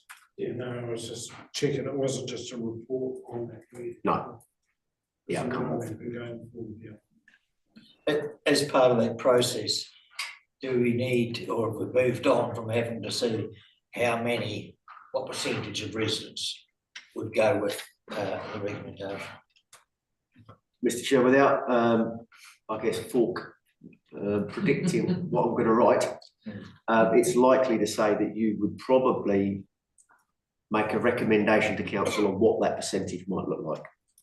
Yeah, and I say that because it was evident from the meeting that we had that not everybody's thinking alike on it. With light of the information we just received today, a report, how are you going to do these percentages and everything when you haven't got any money? Well, of course, that is the other thing that's happened since that meeting, is that we've got the figures from what the NZTA is going to give us. So how are you going to pay for it, guys? I guess that would be the burning question when Dan brings back his report. So, okay, are we all happy? No one else got anything else that they need to talk on that? If so, I'll declare the meeting closed at 4:18. And are you off recording?